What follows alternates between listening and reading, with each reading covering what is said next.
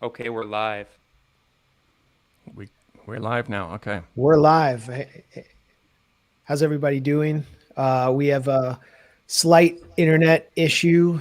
We got Ben Norton in Managua, Nicaragua, which is, according to Guy Lombardo, a hell of a town, except they don't have the best Nicaragua, which is great. And I'm getting a good echo here. Uh, According to Guy Lombardo, a hell of a town, but not the best internet access, at least tonight. Ben's neighbors had internet technicians show up. I don't know if this was like a USAID operation to undercut this live stream. And so you can see Ben kind of frozen there. He looks like he's about to say something really cool, but you'll be able to hear Ben. Ben, are you with us? Yeah, It, hopefully, can you all hear me well? Good. You have a How's nice everyone doing? frozen smile. oh Yes. yes, Okay, you yeah, excellent. you've jumped to a new frame, which is much better. You've got a smile on your face now. Great. So we have Ben in Nicaragua. We got me. I'm here in the heart of the beast where the sausage is made in Washington, D.C. And we've built the wall here. We've built a wall around Congress. So I can't go to Capitol Hill and ask uncomfortable questions of lawmakers. That would probably be considered violence at this point. We're having a new deployment of National Guard soldiers here. I think 2,000 just arrived from the Massachusetts National Guard. So welcome, guys. Welcome. We really need you here to protect us from phony threats that the FBI is making up right now. And we've got a very special guest, Daniel Dumbrill, who is on the other side of the world in the country that is our new official enemy.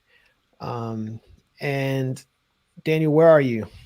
I'm in Shenzhen, China, just across the border from Hong Kong. Great, great. So, welcome to. I guess this is your first Moderate Rebels. You've had me on your podcast, and I really recommend your podcast to everyone. Just before we get started, where can they find out about Yeah, your so just work? on my YouTube channel, Daniel Dumbrill. Most of my content is video based, but some of it I turn into audio and upload to all the major kind of podcast platforms as well. But for the most part, on YouTube, just under my name, Daniel Dumbrill. Great. And so I guess the way I wanted to start this is sort of similar to the format that has prevailed in a lot of your interviews, where you just ask people about themselves. You have a lot of interesting people on, obviously people who are the same political mindset.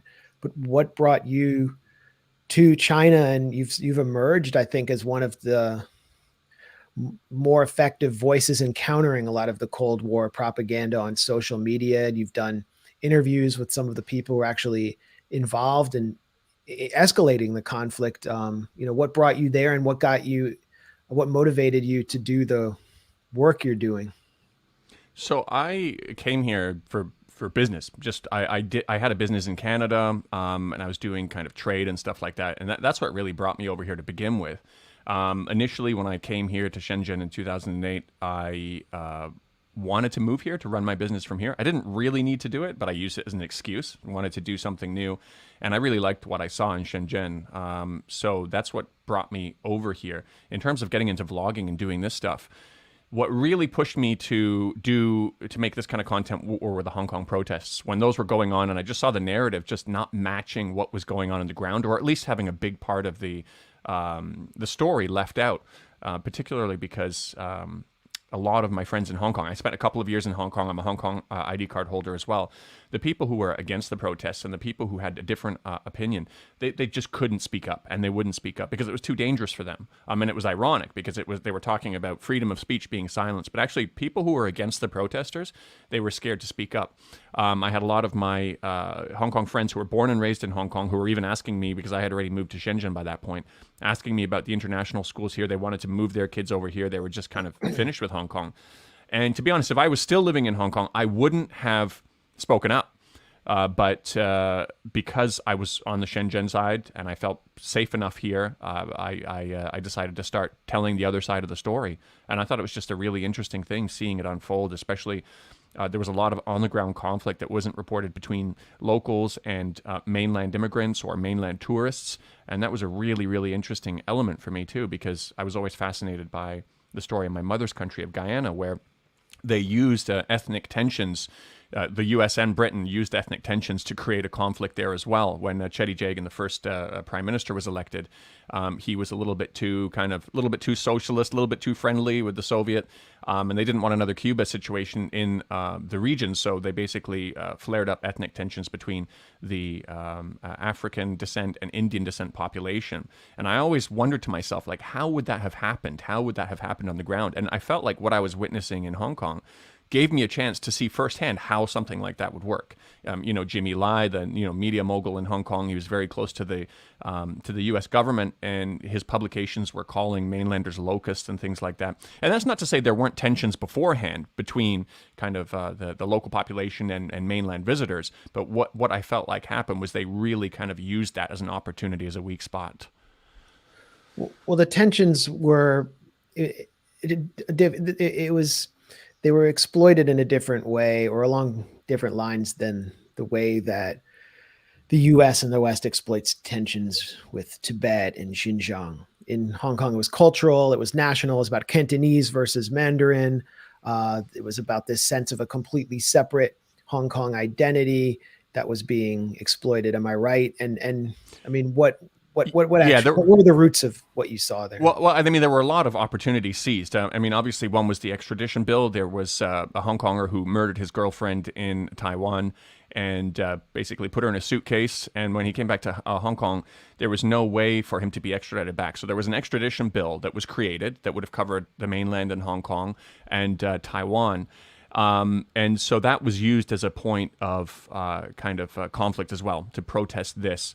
The extradition bill itself was really wildly represented by the media. I got into a debate with one of the BBC journalists who was covering Hong Kong and who was apparently the specialist for the extradition bill coverage. And I said, you guys aren't reporting this honestly. And he said, well, point out to me where is it not honest? And I said, okay, 1, 2, 3, 4. And then I got blocked. So that was one of the things. That was one of the things that was utilized.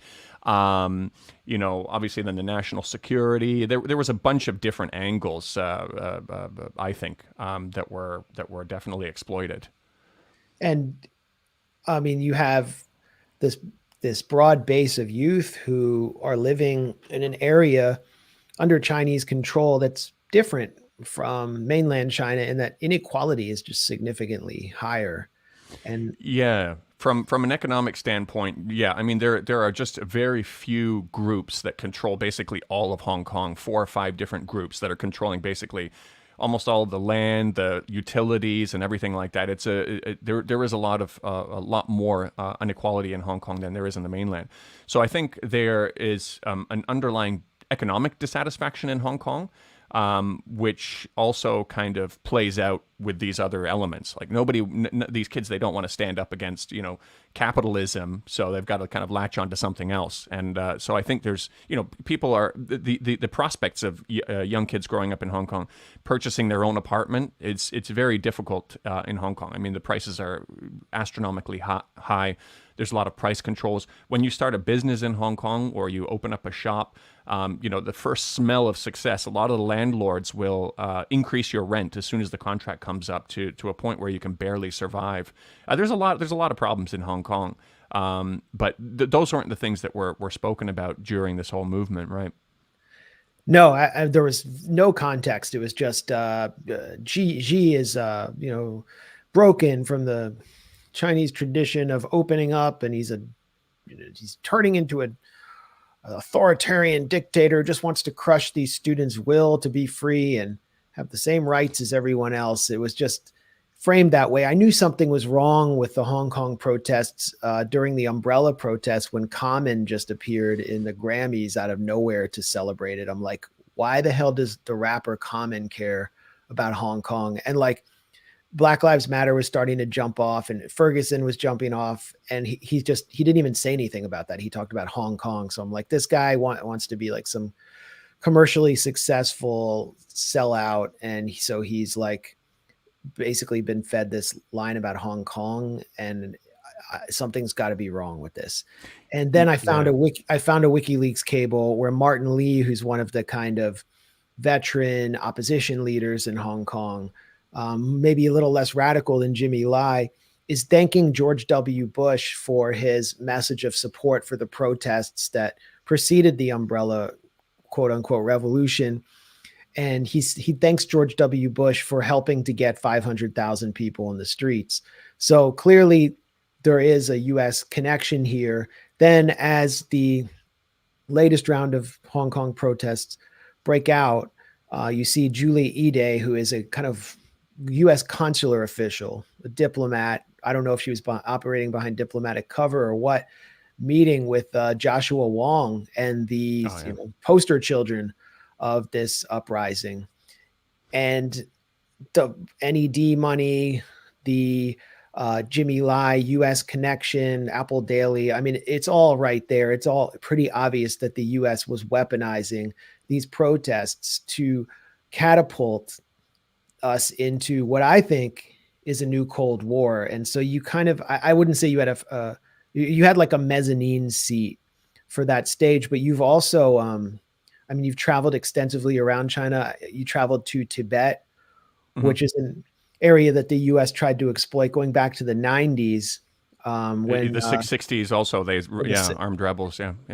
I was going to point out just that when Jiang Zemin arrived to Washington to sign a most favored nation trading deal with Bill Clinton, the elements, the anti-China elements that were seeking to obstruct it, which are very similar to the elements we see today. You had Jesse Helms, fire-breathing neo-Confederate, racist Republican senator who was the chair of the Foreign Relations Committee in the Senate, teaming up with Paul Wellstone, the most progressive member of the Senate, and all of these celebrity figures, Richard Gere. You had Bianca Jagger, who's been a big supporter of the coup in Nicaragua. She was Amnesty International's representative. They had all these protests, and it was all about Tibet. They brought Tibet to the forefront to try to stifle U.S. ties with China. Now it's all about Xinjiang. But I guess I'm interested. The story you told about what you saw in Tibet was very different from the story that was told in front of the White House lawn during these protests. Yeah, I mean, I've been to Tibet twice. The first time was about 5 years ago, and I did a hike around Kailash Mountain. And I've met a lot of people there. I mean, it's a place that's prospering. Their standard of living is continually going up. And in terms of because a lot of the stuff that they're using on the Xinjiang narrative is basically recycled Tibet propaganda. Right. It's all of the same wording. Yeah, like the cultural genocide. I went in the second trip. I managed to go in with a media group, to take an even deeper look. You go into these schools and they're teaching the Tibetan language. They're teaching Tibetan dance. Han Chinese students who are living in these Tibetan areas going to the schools, they have to take Tibetan language class. They have no choice. It's not optional. I mean, this is a weird way to eradicate a culture if that's, really going on. And, of course, I post this, and there's a lot of people who who believe what they want to believe, and they say, oh, this was all set up for your visit. I'm like, all right, so these kids, they learn how to type Tibetan characters into the computer. They learn these Tibetan song and dance just for my visit. It was incredible how much people want to believe this this kind of a story, but yeah, it's very far from the truth. And Xinjiang is a topic we can talk a little bit more about soon too, because there's a lot of governments around the world wanting to label it as a genocide, and I can talk about my experience with. Am I alone here now? I am completely alone in the show. Well, I am here alone in the show, and we see Ben Norton trying to log back on. Daniel, you with us? Wait, sorry. Yeah. I got booted out. All right. Well, welcome back. So we saw the leader of the progressive revolution, which is currently underway in the U.S. Actually, sorry, it's the progressive cultural revolution. It's not an actual revolution. Alexandria Ocasio-Cortez, she celebrated or called for the freedom of the people of Tibet in a message on Twitter and in Congress.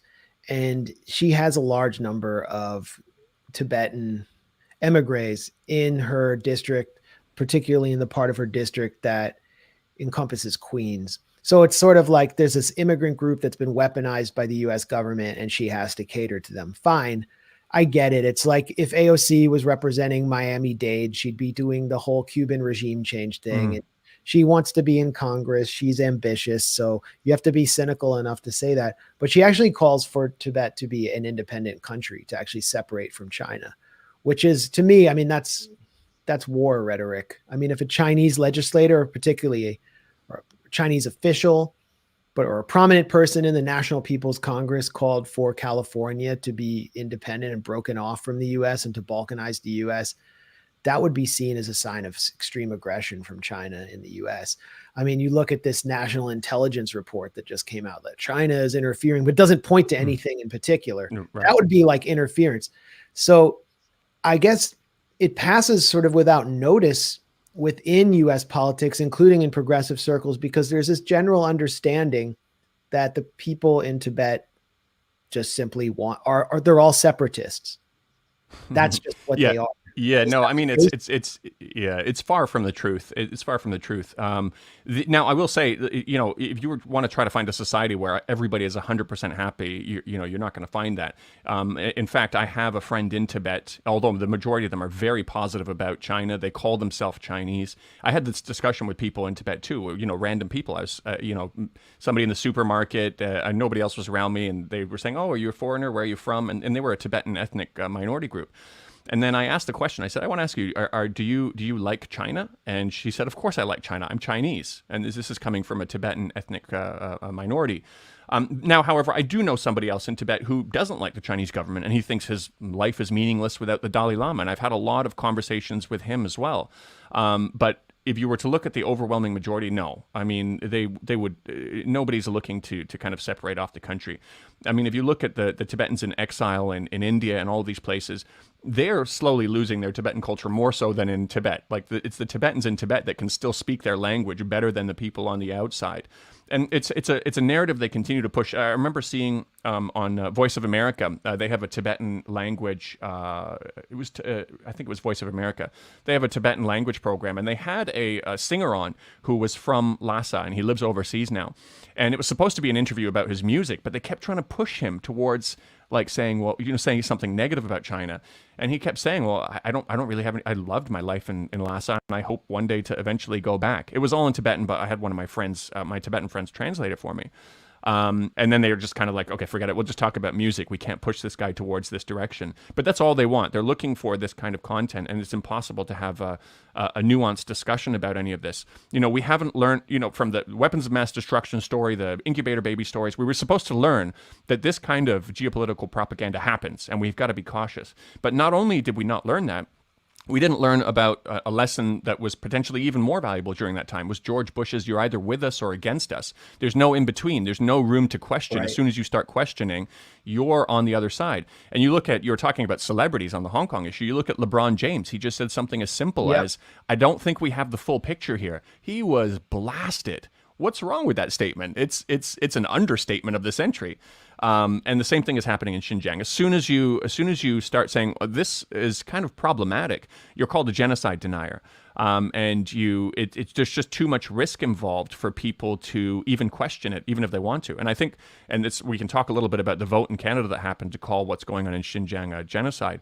But it's no wonder why all of the MPs have to vote in favor, because the risks to them, the personal and professional risks to them, to vote yes, and then later find out that it was just another giant propaganda campaign, is far less than the risks of saying no and then later finding out, oh shoot, there is a genocide going on. That will personally affect them more. So in the absence of having a complete picture and having these committees that aren't really bringing anybody in to tell the other side of the story or push back, of course they're going to vote this way. So it's a complete manufacturing of consent across the board with all of these China-related topics. And manufacturing of outrage.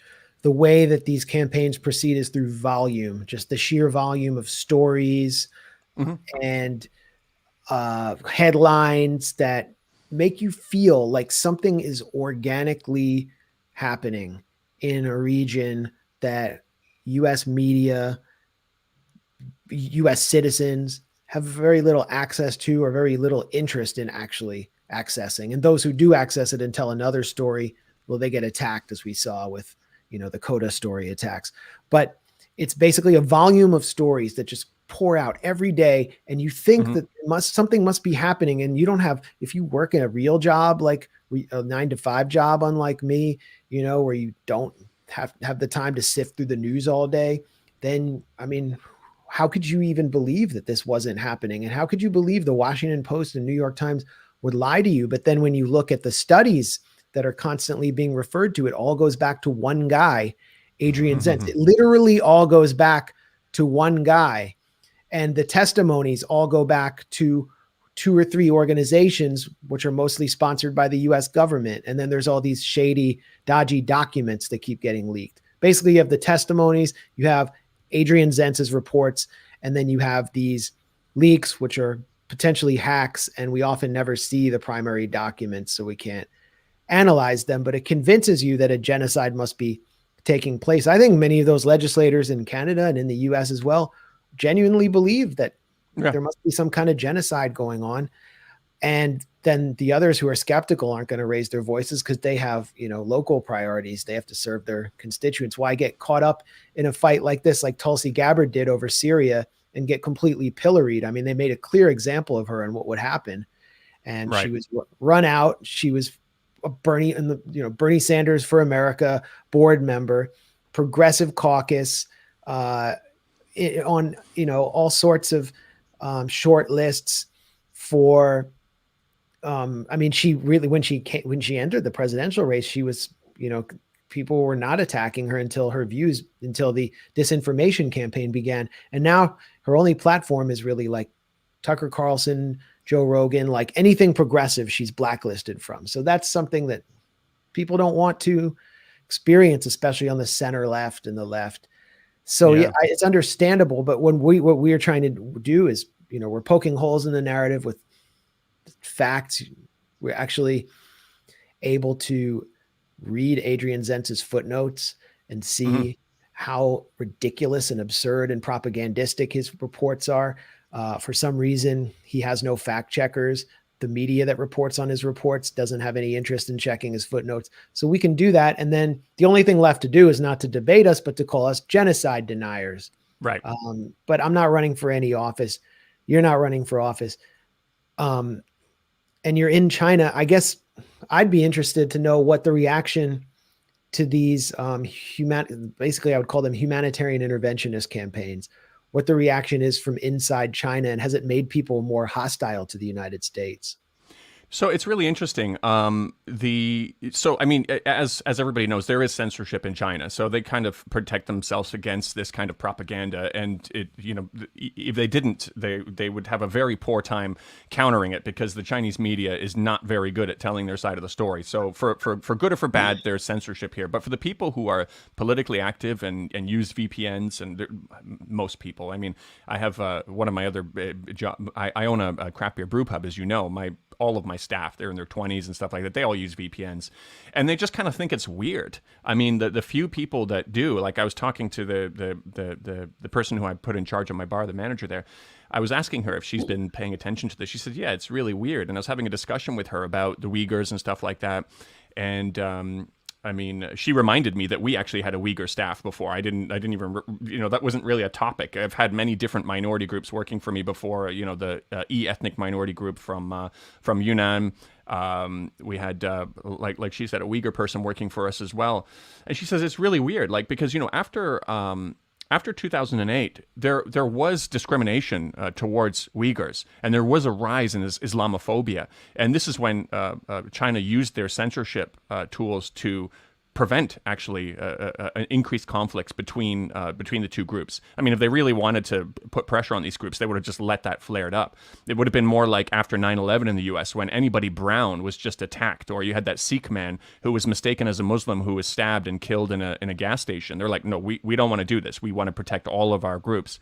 So she just felt it was really weird. After that, there still was some trickle on racial profiling.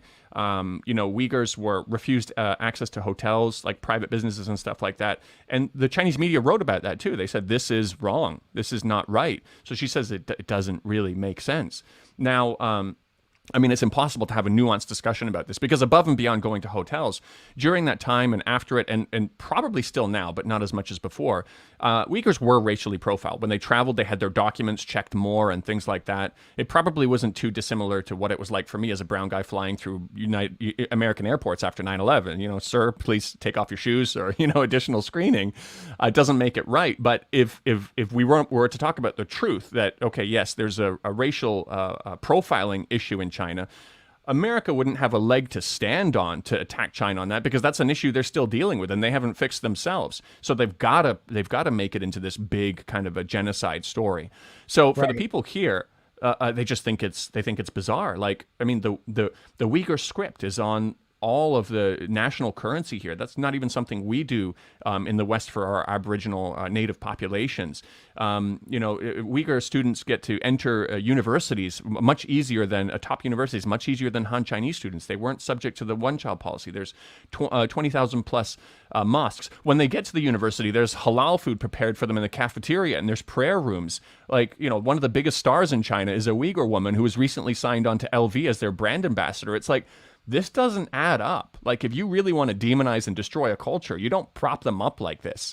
And it's not only about superficially propping people up, because obviously somebody can argue during Jim Crow kind of South, there were black, you know, jazz musicians and stuff like that. But no, from a policy level underneath it all, it just, it doesn't make sense. They get preferential treatment, and there is a kind of affirmative action program for them. So the people who, most people, I'd say they just don't even concern themselves with it. But the people who do, they just, to answer your question, they just think it's bizarre. Yeah, you could point to discrimination for sure, and even repression. I mean, Xi gave a speech in 2014 where he called for deeper militarization of Xinjiang, because on his final day of his visit, there was an attack on killing many civilians.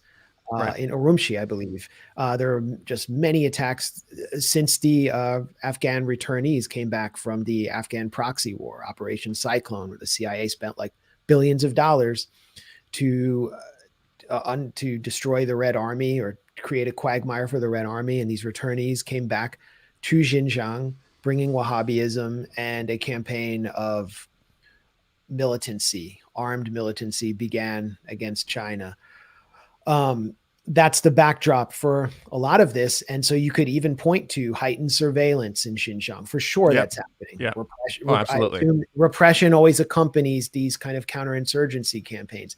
And you've pointed to discrimination, but that's just not enough to sell to the American public, especially a public where, I mean, I can just walk outside and see police cars. Basically, there's basically an occupation of my neighborhood here because it's a majority black neighborhood. I mean, they're just shining lights full time on people's houses. And I mean, the experience. I mean, a literal sterilization program in the California prisons. You know, 2,000 or more sterilizations of black women.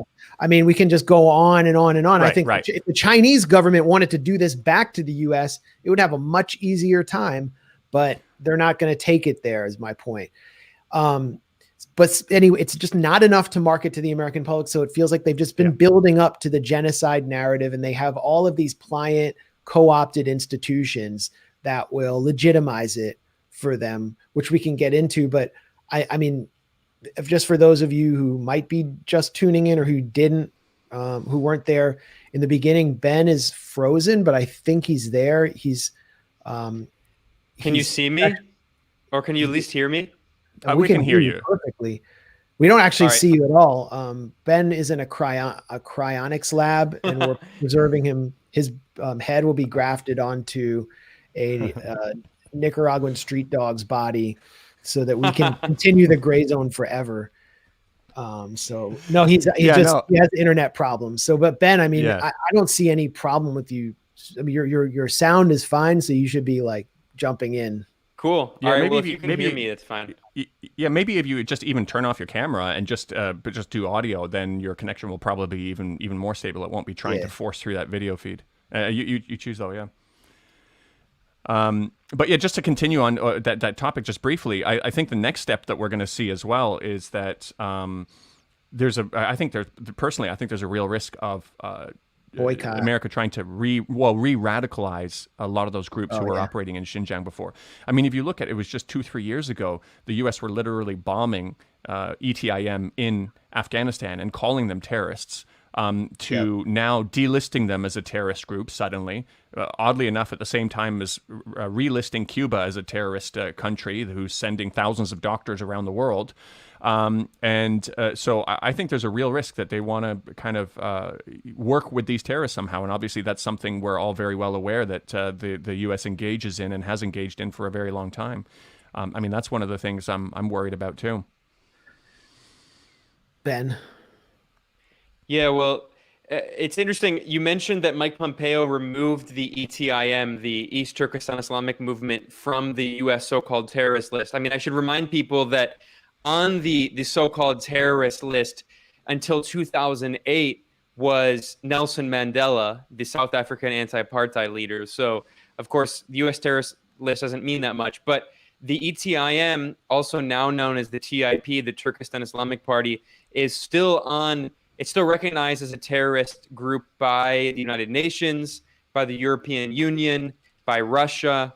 So it's not just the United States that had the TIP or ETIM on its terrorist list. Can you talk more about the Uyghur militant groups, especially given their role in the war in Syria, which is not very well known? Yeah, no, I mean, obviously, as I was just saying, they've been traveling overseas they've been traveling over to Afghanistan. There's camps to radicalize them, send them to fight in Syria. And you can imagine what happens when they come back to kind of work on their ultimate goal. I think it's pretty, what's interesting too is as you guys know, I interviewed Rushan Abbas, the activist who has an NGO in the US that's funded by the NED, and she used to help interrogate prisoners in Guantanamo Bay, Uyghur prisoners. And I was going through those old videos. It was an Al Jazeera documentary that was taken offline, but you can still find it archived in different places of the internet. Yeah. And you can see, you can hear the language that these Uyghur people that they picked up in Afghanistan were using, saying that, come on, our enemy is the same. Our enemy is China. So there's no mistaking that the ETIM is hostile towards China. And I think it's important to recognize also that those terrorist attacks that happened in Xinjiang and Yunnan and all over, they weren't only killing Han Chinese, they were also killing Uyghurs who didn't kind of stand with this more extreme interpretation of Islam and their demands.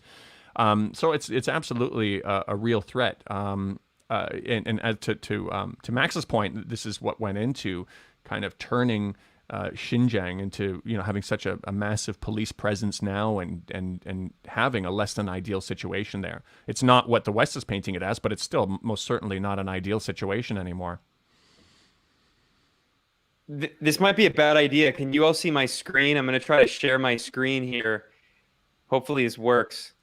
Because we have you smiling, so if we're talking about something really dark, it's going to look well, can you at least see my screen? We can't even see your screen share now.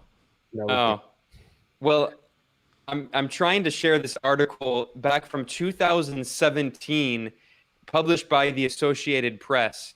So I'll leave it on you, Daniel. Maybe one of you can get it up. But in 2017, the Associated Press, which is obviously a tanky propaganda publication. No, I mean, this is as mainstream as it gets in the U.S. media.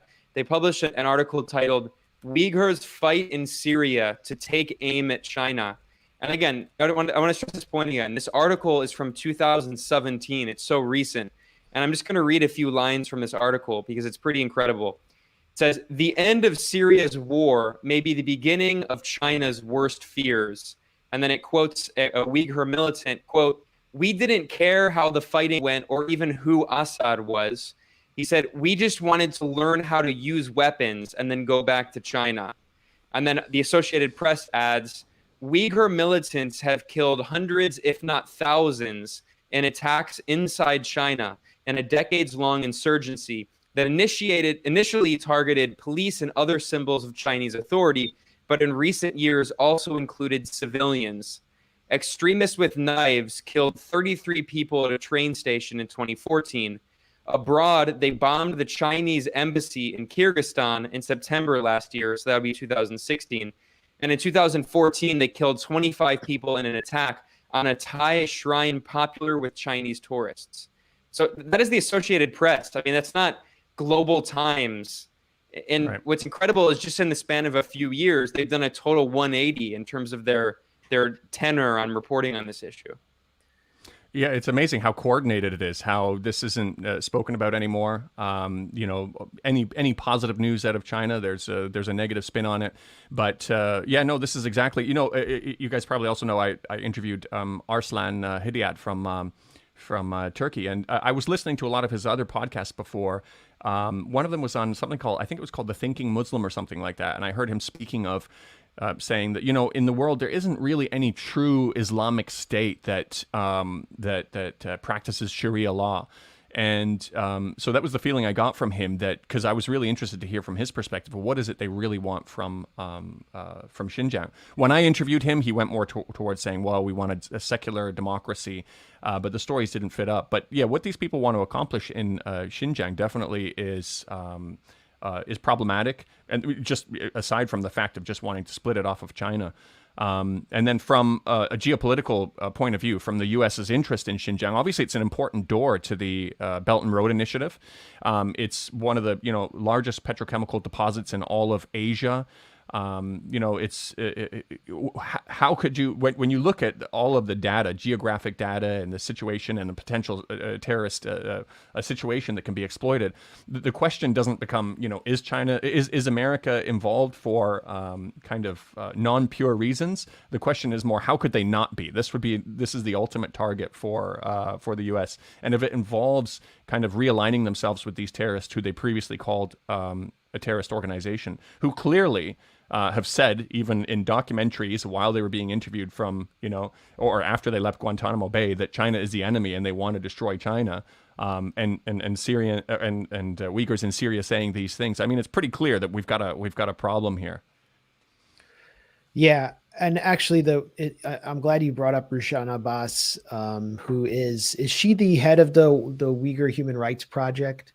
The Uyghur Human Rights Project. I believe that's what it's called. Yeah, she's the founder. Yeah. She used to work with the Uyghur American Association.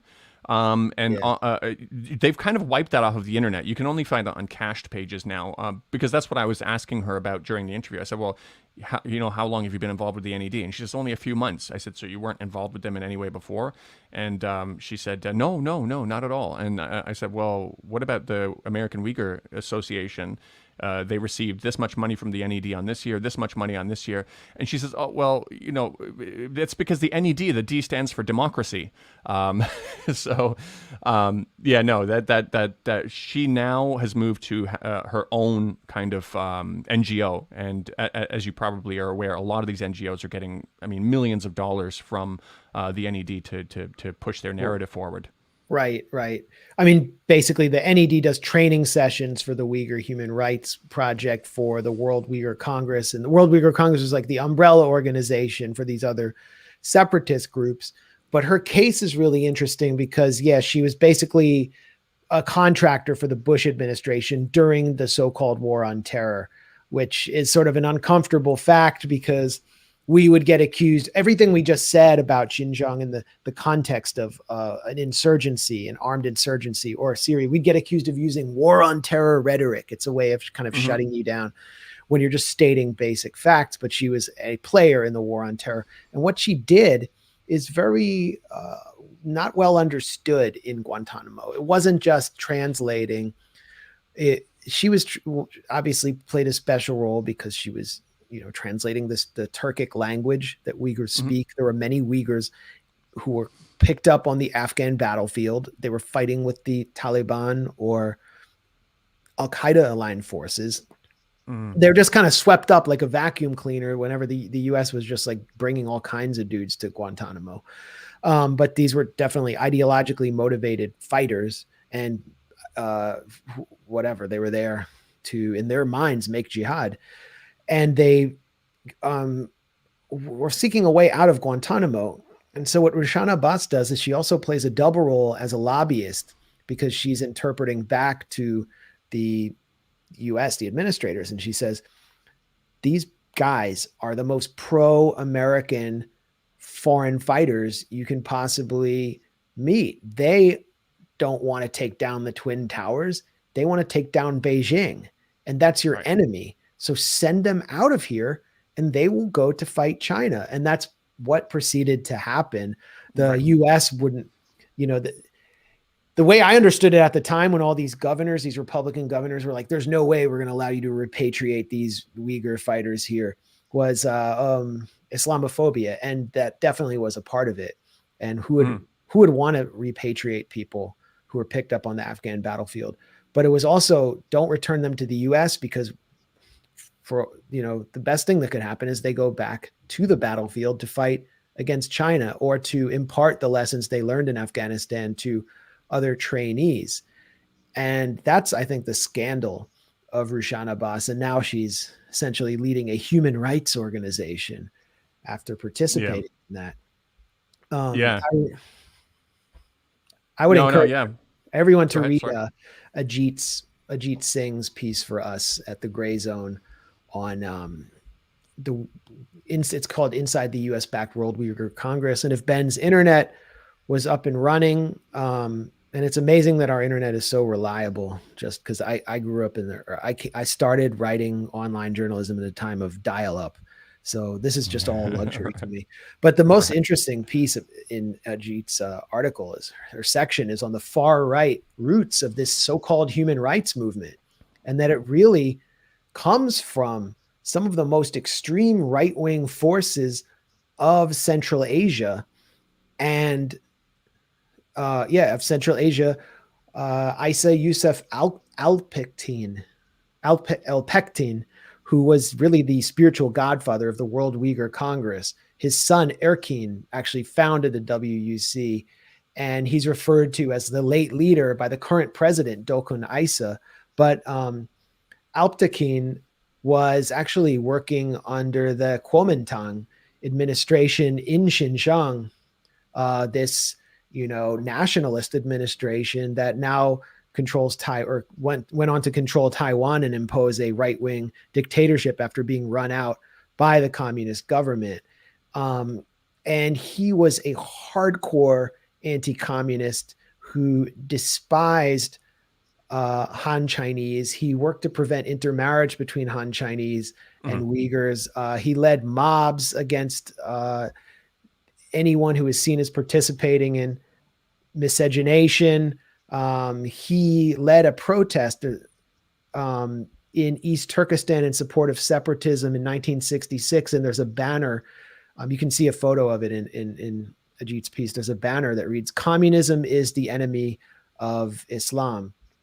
And this was when the World Muslim Youth Organization, I think I'm getting the name right, was basically a CIA front promoting these kinds of anti-communist activities on the basis of, spreading a pro-American or American-centric kind of Islam. And actually, ultimately, Alptekin met with Richard Nixon, and they pledged to fight Red China together. They said, we're basically bonding together on this mutual hatred of the evils of Marxism. Another alliance that he forged was with the far-right Turkish Grey Wolves, who are just absolute ethno-supremacists who believe Turkey and Turks are basically genetically superior, especially to Armenians. They really represent the most extreme right fascistic forces of Turkey. They have a strong presence within the on the Syrian battlefield. A lot of the fighters from the so-called Free Syrian Army, which are now basically a mercenary force for Erdogan's Turkey, they throw up the Grey Wolves symbol. They've influenced their ideology. The martyrs of East Turkestan are our martyrs, said Erdogan when he was mayor of Istanbul in 1995.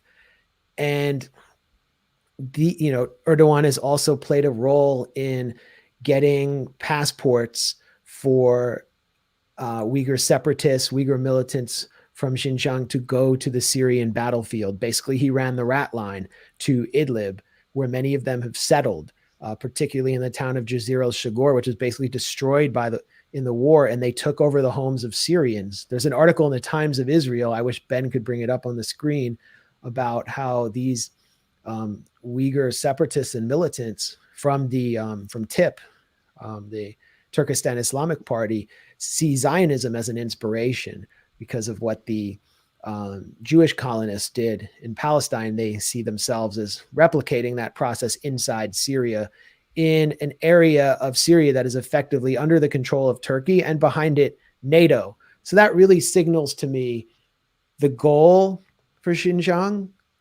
what the ultimate political project is about, the forces behind it, and the ideology behind it. And it's shocking that it's marketed, given this context in history, that it's marketed as a progressive human rights project.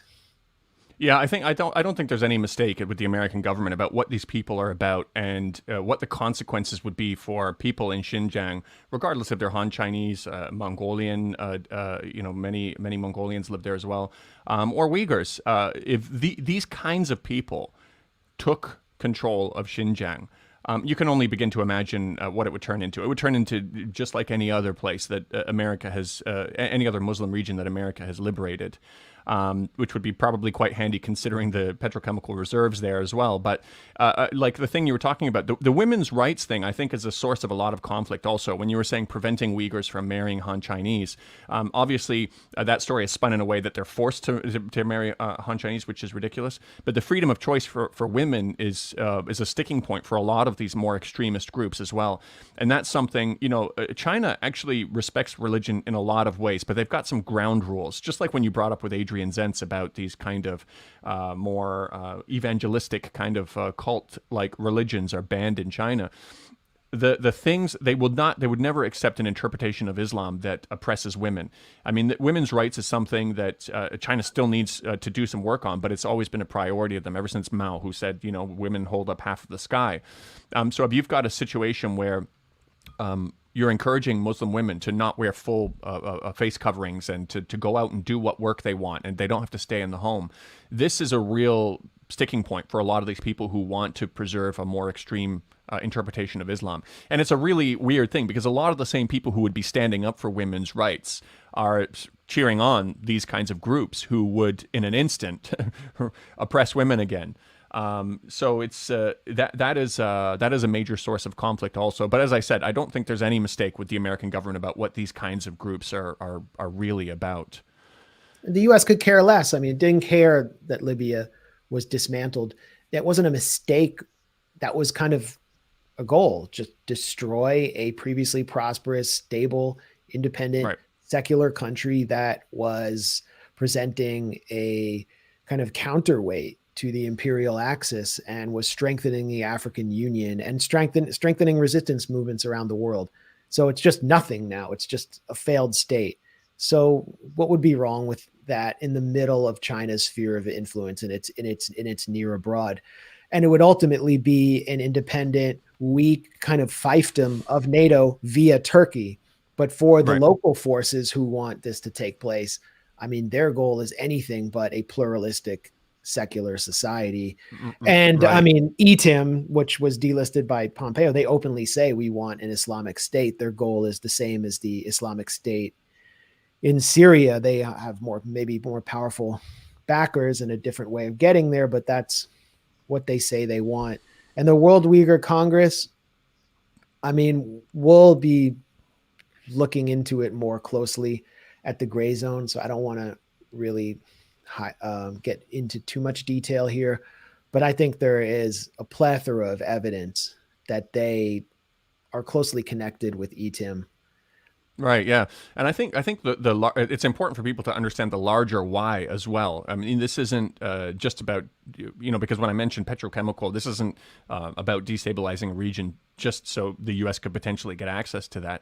What's at stake now is far greater than what they've ever done in the Middle East. What was at stake in the Middle East was dominance over oil-rich regions. What's at stake today is dominance over the world.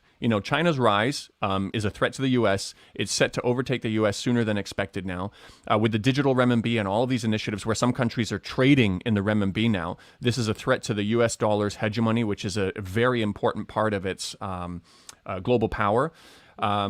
effectively being able to circumvent U.S. sanctions on countries which are designed to destabilize governments and kill its people. There's so much more on the line now. So I think that's why you see this kind of going into hyperdrive with trying to find a way to do whatever they can to capitalize on this Xinjiang problem and situation. Ben, you're unusually reticent. Yeah, well, the internet situation is really infuriating me. But if you all can hear me well, Daniel, we have some questions from our patrons, so I'll Sure. throw a few of these at you. Some of them are interesting. Sure. Veronique Wiesinger wrote, she wanted to thank you and said that you offer a great window on what China really is, a sharp contrast with what the U.S. hysteria projects. And here's a question from Kai Magard. Kai wrote, China has significant state investment in healthcare, infrastructure, manufacturing, research and development, etc. But at the same time, something like 4 of the top 10 banks in the world are Chinese. And there is a billionaire / ultra wealthy bourgeoisie class that does exist and even has some sway within the Communist Party of China. So how do these contradictions affect China's current poverty reduction goals? And how do you see it achieving its goal of a socialist society by 2050?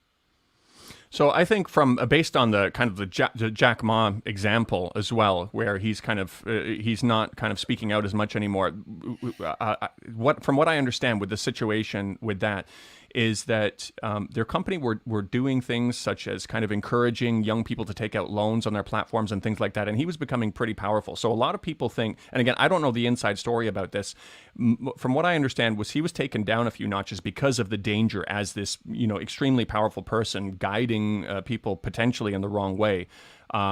They kind of intervened at that point, and I think you see that with a lot of other big industries. Once you get to a certain size, I think you're under a lot more scrutiny. I'm not exactly sure how the banks work in terms of having specific powerful people. I know a lot of the state-run initiatives in terms of going into other countries with loans and things like that are far more humanistic than the ones that Western countries have offered these kind of resource-rich countries before. Having an ability to renegotiate loans, cancel interest, whereas you'd have a little bit more strict requirements from the previous options in the West, where even before you get the loan, they go in with all of these political requirements. I can't remember the country, but most countries, when they go in, if they don't have subsidies for their agricultural industries, they're not allowed to put additional subsidies in, and all these kinds of things that really keep these countries down. So I'm not sure about the banks. I would have thought most of those are state-run initiatives. In terms of private Chinese companies going overseas, I think there's a really big distinction between when you have state-owned enterprises going into countries and doing things, and when you have private companies going into countries and doing things. When you've got a very powerful private Chinese company going into these countries, I think you're at a higher risk, and you still do see some exploitative actions being taken by these kinds of these countries. So I'm not so much worried about within China. Within China, I think they've got things controlled pretty well, that they make sure things don't get out of hand too far. But I think, and I don't know if they're already doing this, that they really need to pay attention to what private Chinese companies are doing overseas, to make sure that the principles that you're talking about also apply to any Chinese company going overseas and doing business in these foreign countries. I know that probably doesn't exactly answer your question, because I don't know the dynamics about how the banks are structured and who's behind them, but that's the closest I can get. Yeah, well, I'll say that clearly there's an internal fight going on within the Communist Party of China, and it's interesting to see. I mean, Xi clearly represents a different faction from what has ruled China in previous decades. But as for other questions for Daniel here, this is from Tom Owens. In your experience living in China, how does Chinese media differ from Western media when reporting on international politics? It's easy to see how U.S. foreign policy manifests in media. I'm wondering what main differences in the way China reports on the same issues. How are issues like the proxy war on Syria discussed in the mainstream? And is imperialism explicitly discussed in the mainstream? So he's talking about the general question is about what the media is like, the Chinese state media compared to Western media. So for Chinese state media, I usually rely on just kind of conversations on the ground with people to find out what people are thinking and what people are talking about. I think they definitely do cover these things, but they never, what's surprising is they never really cover it in a very aggressive way, saying America is a terrible country, or, this is what they're doing. They're so hypocritical. They don't really focus on that. To even the point where I know there's some political commentators who upload foreign political commentators. There's one American guy. He uploads to YouTube and he also uploads to Chinese platforms. And on the Chinese platform, this was one video where he was blasting the New York Times as this terrible, flaming piece of garbage. And Chinese media removed, or Chinese platform that he uploaded to, I can't remember if it was Bilibili or whatever it was, removed it because it was too inflammatory towards the New York Times.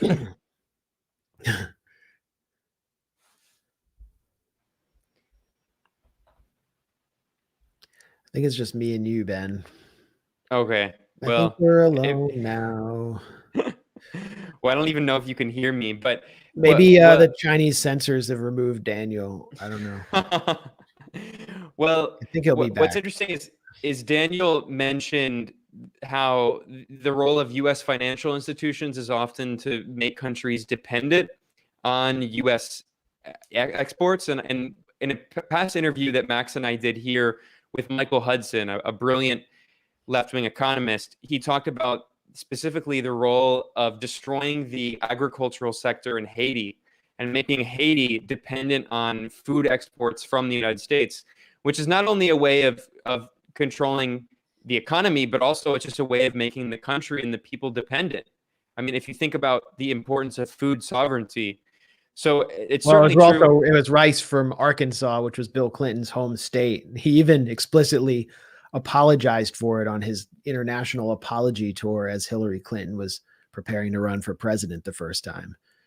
I mean, it's just it's pure pretty corruption. Incredible if you think about, and also just think about, so frequently we hear the neoliberals talk about the importance of efficiency and how markets bring efficiency. But the reality is that if you're the country of Haiti, why would you import rice from Arkansas? Why wouldn't you just produce it domestically? But you can't produce it domestically because you're trapped in all of these debt traps from the IMF. And I mean, it just shows there was a very interesting study recently. There's an echo now. But Daniel's there back. we go. Unmute. Okay, I got an echo. For some reason, Daniel, you have an echo. I don't know if we're coming from yours. There we go. All right. Okay, I solved that issue.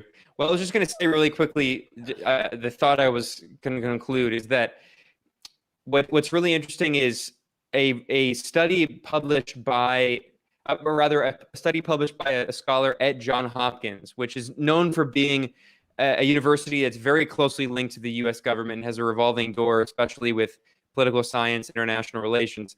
But there is a China study program at Johns Hopkins, and they recently published a study looking at trade deals that China has with other countries, and they found that China's international trade deals are much more favorable. And in fact, China often, especially with its trade deals with Global South countries, often forgives or renegotiates debt in a way that the IMF absolutely never does.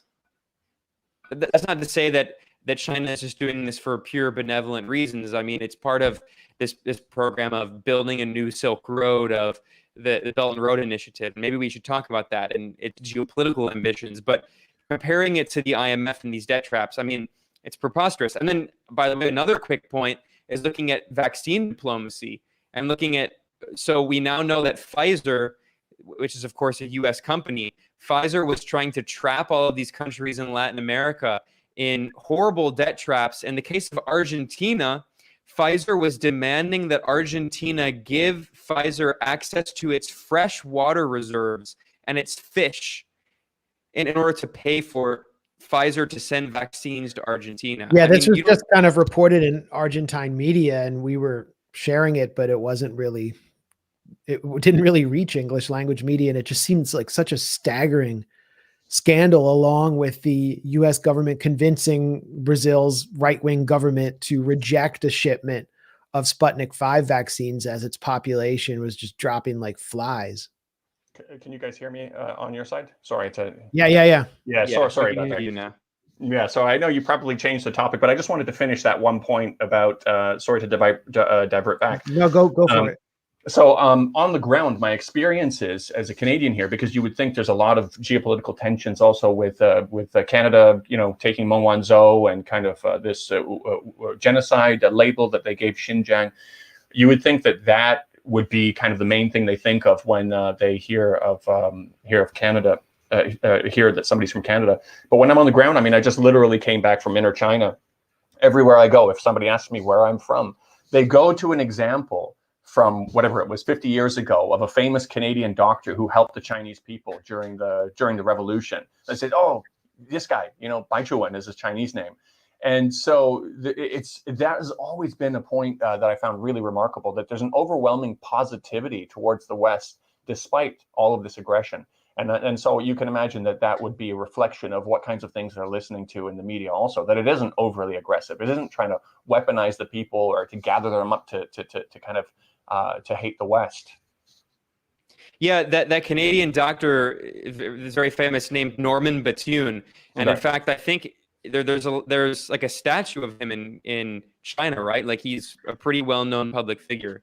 Yeah, there's a bunch of, I think there's some public buildings named after him as well. But that was, I mean, to be honest, I should feel ashamed of this. When I came to China, I had no idea who he was. But every time I would introduce that I was from Canada, they would say, "Oh, Bai Chuan," which is again his Chinese name. And they're always kind of looking for the positives. And that might be surprising to a lot of people, because they would think in this kind of how tense things are getting, that there would be kind of an anti-foreign sentiment here. But you're not seeing it on the ground.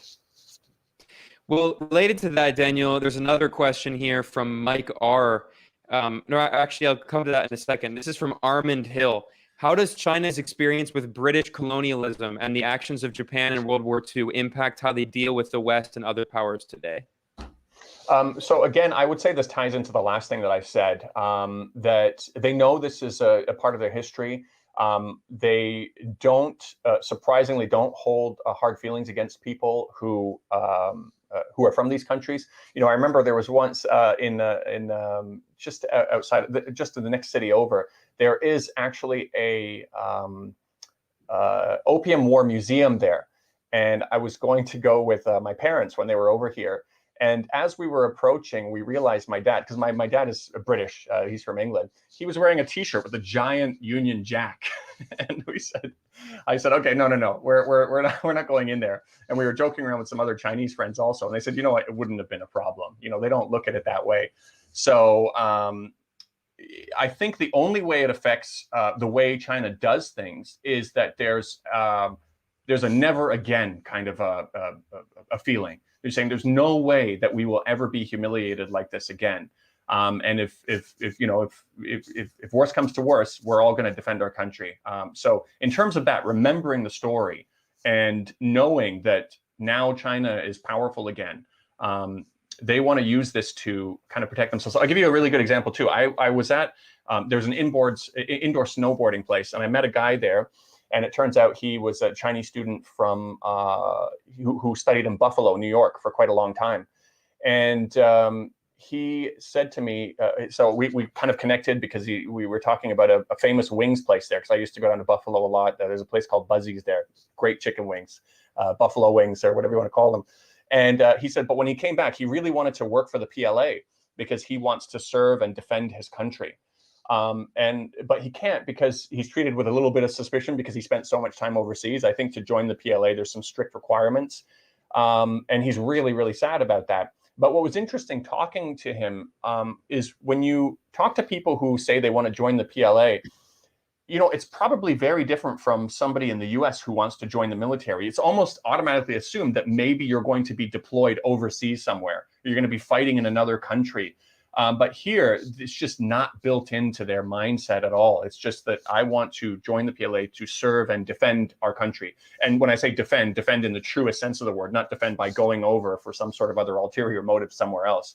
So I think the history that has happened has unified Chinese people in a way that they'll never let it happen again. But they don't let it become a source of aggression towards the West, or in even the way that they make policies. There's no sort of a feeling of needing to get revenge or something like that for any of these things, as far as from what I've experienced.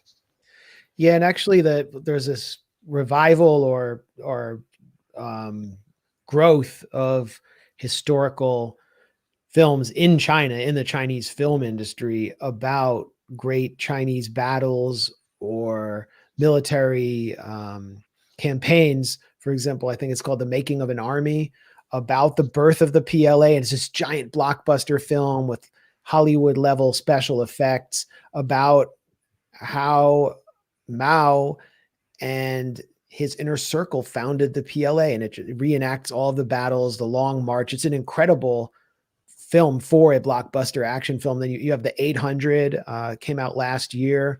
It's about the Battle of Shanghai.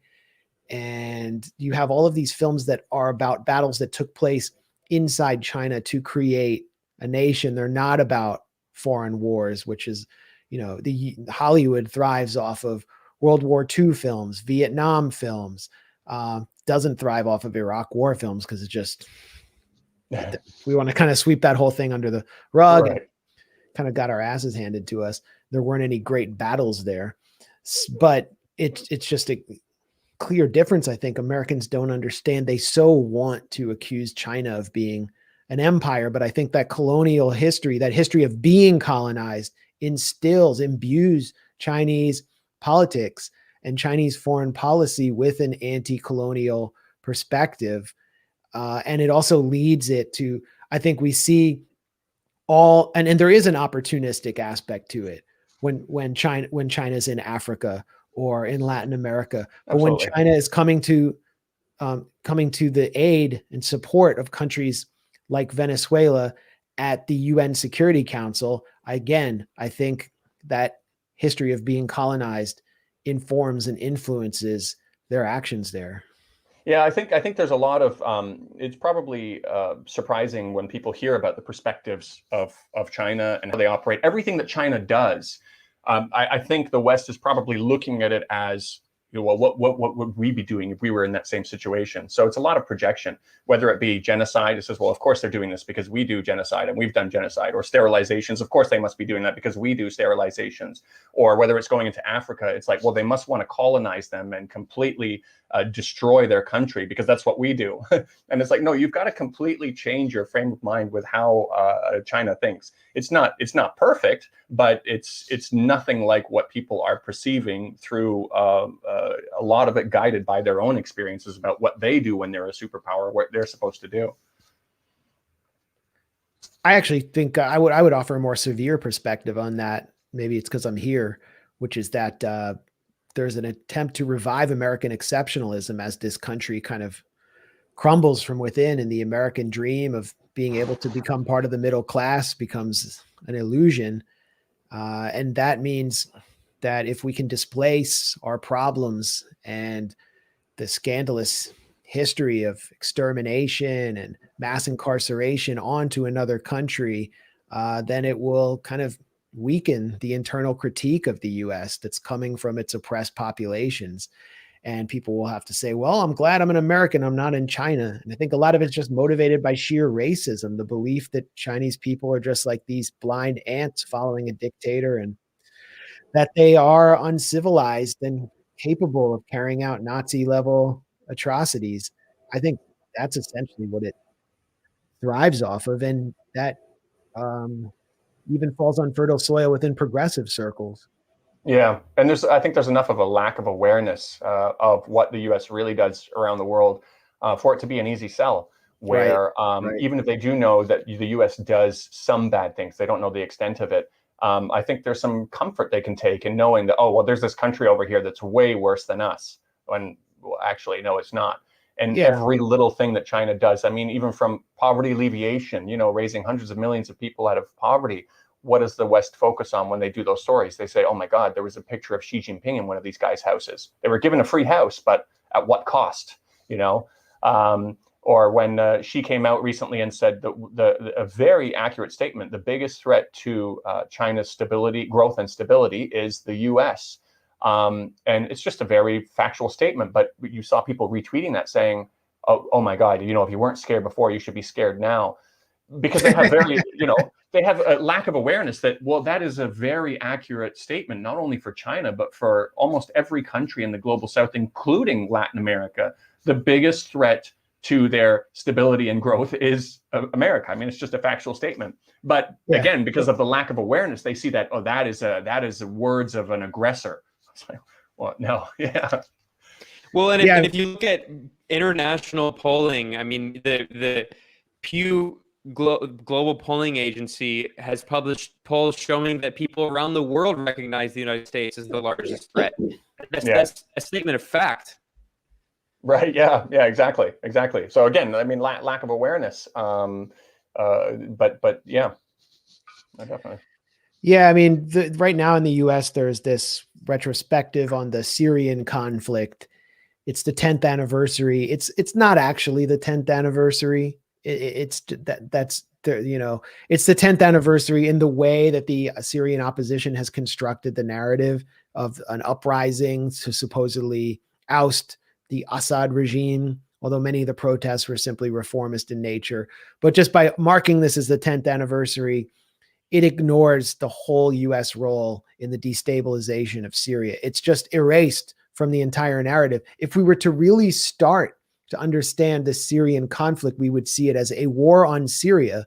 And I couldn't even point to a date where it actually began. I mean, did it begin with the 67 war?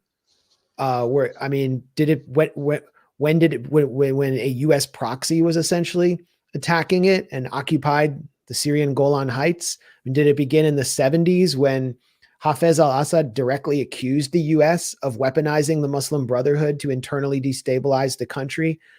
Did it begin in 2004 with the Syrian Accountability Act, when neocons in Congress passed a bill to sanction Syria, imposed the first serious sanctions on Syria? Did it begin in 2005, 2006, when the U.S. embassy in Syria started actually working with members of the Syrian opposition to begin getting the gears going, getting the wheels rolling for a real regime change operation, actually, paying and recruiting them? When did it actually begin? None of this is included. You will not hear anything about the U.S. program, Operation Timber Sycamore, to literally contribute billions of dollars to the birth, growth, training, and escalation of Wahhabi Contras, essentially militia groups, very much like the ETIM or TIP, which became part of their constellation in Syria, to destabilize Syria, cause massive amounts of death, attack Alawite villages, attack the Syrian army, take large portions of Syrian territory, put them under the control of extreme religious law. I mean, this is all completely airbrushed. And so, I mean, you can look at it as a microcosm of the way the U.S. campaign against China is being covered inside the U.S., where we're just innocent victims here. We're just like a rabbit in the woods, and there's this ferocious China, which just for some reason spends like 1/20th of what the U.S. spends on its military, attacking us and threatening us. We have to counter them. What's China doing in the South China Sea? That's our sea. Yeah, exactly. Yeah, no, it's remarkable. I mean, I don't know enough about this Syria situation, but I've been starting to follow it a lot more. And it really is remarkable how tone deaf the public is, where even I retweeted an LA Times reporter is there in Syria on the oil fields, saying they're there with the U.S. Department of Defense protecting the oil fields. The oil fields. It's like, are these people hearing themselves? And then there's a video by an outlet called AJ Plus. They show outside of the oil fields where Syrians are literally digging through the garbage freshly as it's being dumped from the garbage trucks to see if there's anything they can salvage or if there's any food or something like that. I mean, this is, obviously I said before when Trump was continually saying, we're protecting the oil, we're keeping the oil, we like oil. And it's like, he's just saying it outright, and people were outraged. And I remember retweeting that and saying, well, this actually isn't a Trump thing. This is an America thing. And now this LA Times reporter is there under, while the Biden administration is in place, and pretty much, doing the same thing, but without saying the loud bits, the quiet bits out loud too much. But yeah, no, it's, and then, getting back to the Xinjiang topic too, though, the other thing that they're doing is, other than promoting these organizations who, if they really did take control of Xinjiang, would oppress the people in such an extreme way, they're also sanctioning a lot of companies that are producing products in Xinjiang, which are, they say, are made with a slave labor without any real evidence of it. And so what's been interesting is, so what that does, though, is it makes companies, international companies, wary about setting up factories in special economic zones in Xinjiang. It makes pre-existing companies like Volkswagen or anything else wary of hiring Uyghur people based on the potential of being accused of having a slave laborer in their company. And it's basically taking the livelihoods away from Uyghurs, which is exactly what really sanctions are designed to do, to kind of make a people suffer so that they are discontent and rise up against their government. And then what's interesting is then Uyghurs are traveling outside of province now to find jobs. And then other people are pointing out, well, this is the form of cultural genocide. Now they have to travel so far away from home to find a job. It's like, this is what you're doing. Yeah, the situation is the intervention, what they're doing, is not designed to help Uyghur people, and on the contrary, it's counterproductive to the region. And meanwhile, so they're sanctioning companies for operating in Xinjiang, and meanwhile, the exact same military contractors who were involved in Abu Ghraib are not only not sanctioned, but receiving multi-million-dollar contracts. As you remember, a few months ago, I sent you, Max, one of those articles that they just won. I can't remember how many $100 million, dollar contract. And these are companies that are involved with indisputable torture of Muslims overseas. It's just it's a remarkable thing to see unfold. Yeah, when I get a chance, there's a story about this that it's truly shocking. And I don't want to reveal the details of the story now, but what I would say is that the NGOs who are pushing this campaign about, forced labor in Xinjiang and pushing companies to leave, they actually know, they are acutely aware that they are denying Uyghur citizens in the autonomous region of Xinjiang of their jobs.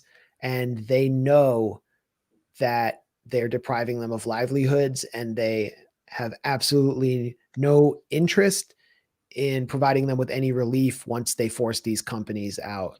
And I'll demonstrate that in this. Yeah, absolutely. I think to make matters even more ironic is one of the think tanks that's really pushing the China threat story, as you probably know, is ASPI, the Australia Strategic Policy Institute. And they are very, very active with pushing the China threat story. And they're funded by the military industrial complex, Lockheed Martin, Boeing, Raytheon, all these companies. And so then they end up selling weapons to then counter that China threat story that they just finished manufacturing, which is a conflict of interest, to say the least. But what's even more ironic is that these companies, they are engaged in prison labor in the US to make their parts, highly exploitative prison labor. So here you have a think tank funded by the military industrial complex, which is run by prison labor, pushing these China threat stories and China prison labor stories, and then profiting on the back end. Because I don't know if you saw, there's now a $57 billion proposal to basically line the 9-dash line outside of the China's 9-dash line with missiles. The 9-dash line is the line where the U.S. says China is not allowed to cross in the South China Sea, essentially. Well, yeah, or China's claim. China's also kind of set its red line. Yeah. So they basically put their I don't think it will actually go through, but even to suggest that, to put that through in the government as a suggestion to line the coast of China with missiles. I mean, you have to ask yourself, what would happen if an aggressive foreign power tried to put missiles in Cuba? I mean, we don't have to imagine too hard about that. So now here I am going to be in Shenzhen with my family, surrounded by American weapons of mass destruction that these companies have managed to push through the idea is a reasonable idea because of their work and through their think tanks of pushing the China threat story. It's just this circular thing that's going on that's absolutely ridiculous. But as you said, the average person who's just consuming regular news, they don't get all of this information underneath. No, they don't. And it's also why CGTN had to be momentarily removed by Ofcom in the UK, why RT had to be labeled a foreign agent, and why we're all under attack is that diversity of media is something that we can't have. We can't have this kind of context. And, fun fact, the furniture that was destroyed on January 6th by pro-Trump rioters will be replaced with furniture made by prison labor. That's just a fact. Yeah.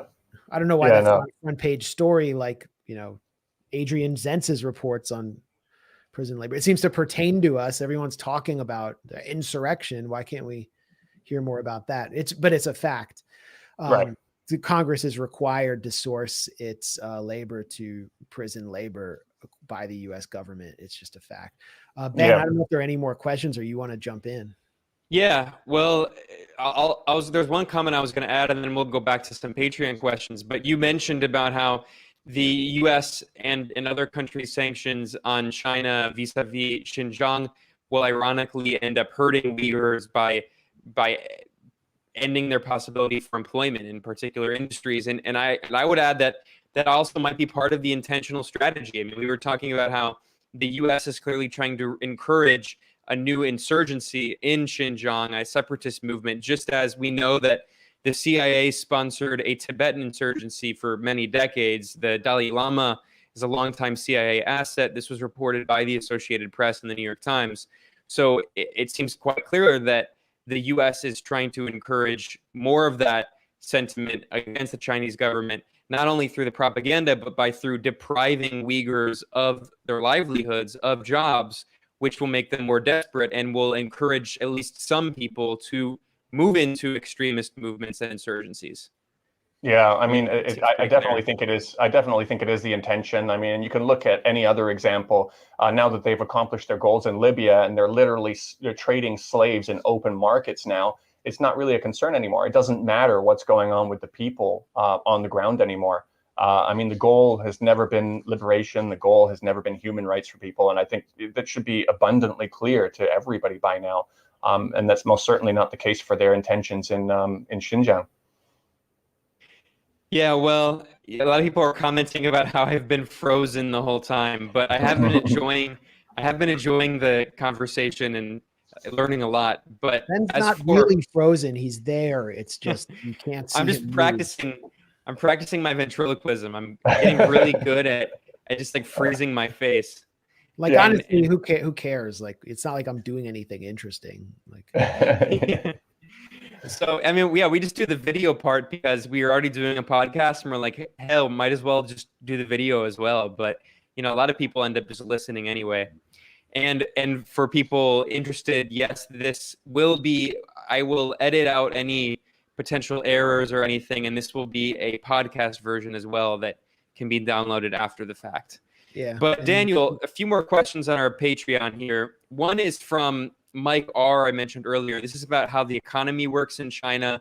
He said that Chinese leaders famously describe the country's development model as socialism with Chinese characteristics. What defines this model in practice? And how does the state balance the socialism components with the privatization aspects that currently exist in the Chinese economy? I think now, so I'm not really an economist, so this question maybe is a little bit out of my my league here, but I could just, just from observations on the ground, what I can see is going on is there's a continual effort to create more and more access to healthcare, either free healthcare or highly subsidized healthcare. And I think there's certain industries that you will never, ever see privatized. I think that's probably going to be one of the most important things. Like if you look back when, the U.S. had a highly sophisticated rail system, one of the best rail systems in the world. And then you had the car companies kind of coming in and buying up streetcar companies and paving over them to make roads for cars. I think there's mechanisms in place here where you would never see anything like that happen. So I think that's probably the best I can do with that answer. Is just that there are controls in place to make sure that capitalism doesn't get too far out of control. Making sure price fixing doesn't happen. Here in Shenzhen, there was a scandal where there was an area here where all of the owners of those apartments kind of got together and they were fixing the prices to make sure the prices were going up at a certain rate. And the government came in and I don't know if there were any punishments for that, but they basically broke that up. So they're constantly getting involved to try to make sure that the market doesn't get too far out of control. I think the Chinese government's venture into the digital renminbi also is potentially also an attempt to make sure that the government doesn't get left out on the kind of global online payments market, which is going to become a very important and integral part of obviously the Chinese economy here. It already is. So you see some initiatives to make sure that the most important sectors have some sort of a national element to it. But again, that's probably as deep as I can go. Somebody who's an economist would probably be able to give a better answer than me on that, though. I think that was a great answer, and I think it also goes back to the history of colonization in China and the whole fight for independence and sovereignty and self-determination that the Communist Party of China has waged. Mao Zedong referred in the 1930s to a national bourgeoisie or a patriotic bourgeoisie that the Communist Party would have to work with to found an independent and sovereign nation. He wasn't talking about nationalizing everything and completely liquidating the bourgeoisie. He was actually talking about a dialectic that many countries in the global South that seek socialism have to engage with because of the reality of imperialism, because of the reality of being surrounded and encircled by capitalism and having capitalism within, that it's just simply practically impossible to wipe it out, liquidate it, nationalize everything. And so China went through a long-term process of socialism with Chinese characteristics that's still ongoing and has seen a market flourish at the same time as the eradication of extreme poverty, which was just celebrated 2 weeks ago. I think it's one of the most inspiring accomplishments of the 21st century. And there was a great documentary that began airing on PBS affiliates about it in S. I tweeted about it. I tweeted a link to it. I wasn't prepared now, but I mean, I wish we could introduce it here. But this was a film by a China expert who was an economist who knew China, and he went out with Communist Party cadres into the countryside, into areas that were completely neglected, and showed how they integrated themselves into the community, won the trust and respect of locals, and helped them, basically counseling them into new lives, giving them free housing, providing education for their children. And it also changed the lives of the cadres to get out in the countryside and meet these people and become almost like a part of their family. And I've yearned for a program like that in the United States. I wish someone would summon me to say, we're going to go out and build infrastructure, and you're going to go out and, change this country along with your neighbors of different classes. And you're going to work together to do something, and help educate people. But nothing like that happens here. It's happening in China. And this documentary was effectively censored. It came under attack by the Free Beacon, a neoconservative publication. PBS started getting angry letters from right-wingers, more bad press, and it was taken off the air. And it only aired on 2 or 3, Dallas, Fort Worth, and Sacramento. And the entire country should be seeing this. They should be seeing what's happening. Yeah. But it's such a threat to see any good news out of China. So the U.S. hasn't heard anything about what just happened. Yeah, I think the biggest thing is that something like that would cause people to think inward a little bit more and think about actually accomplishing something at home. But as Adam Curtis, I think in one of his documentaries said, was that the politicians in the West, they've become people who no longer deliver dreams but protect you from nightmares. And if you saw that there was a dream coming true in China, that's a threat to that whole kind of makeup of how you do things. And the poverty alleviation was amazing. It wasn't a matter of just giving people handouts. It was about teaching them how to fix their house if something goes wrong, if their livestock gets sick, or what to do. Different things about a social work element also. If they weren't raising their kids well, or humiliating them by yelling at them in front of groups of people, there's a social work aspect also. Yeah, it was really amazing. To tie it back into the other question too, in terms of making sure that kind of this socialism kind of survives. I think one really important aspect of that also was the massive crackdown on corruption. That's lobbying itself is illegal in China, and that makes for some interesting articles also, because when officials here were arrested for corruption, a lot of people were using that data overseas to say, wow, you see how much corruption China has. Well, the thing is that's not even illegal in your country. So that's an important piece of context, is you're allowed to have this kind of lobbying system in your country. But from a personal perspective on the ground, I've seen it happen also from 2008, 2009. The big thing here was you had to give government officials red envelopes and stuff like that to get anything important done. And while I don't think that's completely been eliminated, it's almost been eliminated, where you just don't get the same kind of thing. People are worried about it because they know corruption is a really, really serious crime here. And that helps to make sure that the capitalism that goes on in China doesn't get out of control, where they, money is used to push through projects, or give advantage to people who have their way to have the means to pay to play. Yeah, and I want to bring Ben in here, because this question really relates to a critique that we hear so much about China being state capitalism.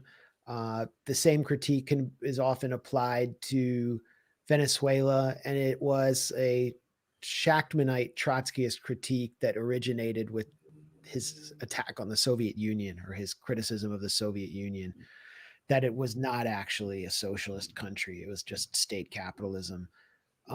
It's what we would call kind of ultra leftism.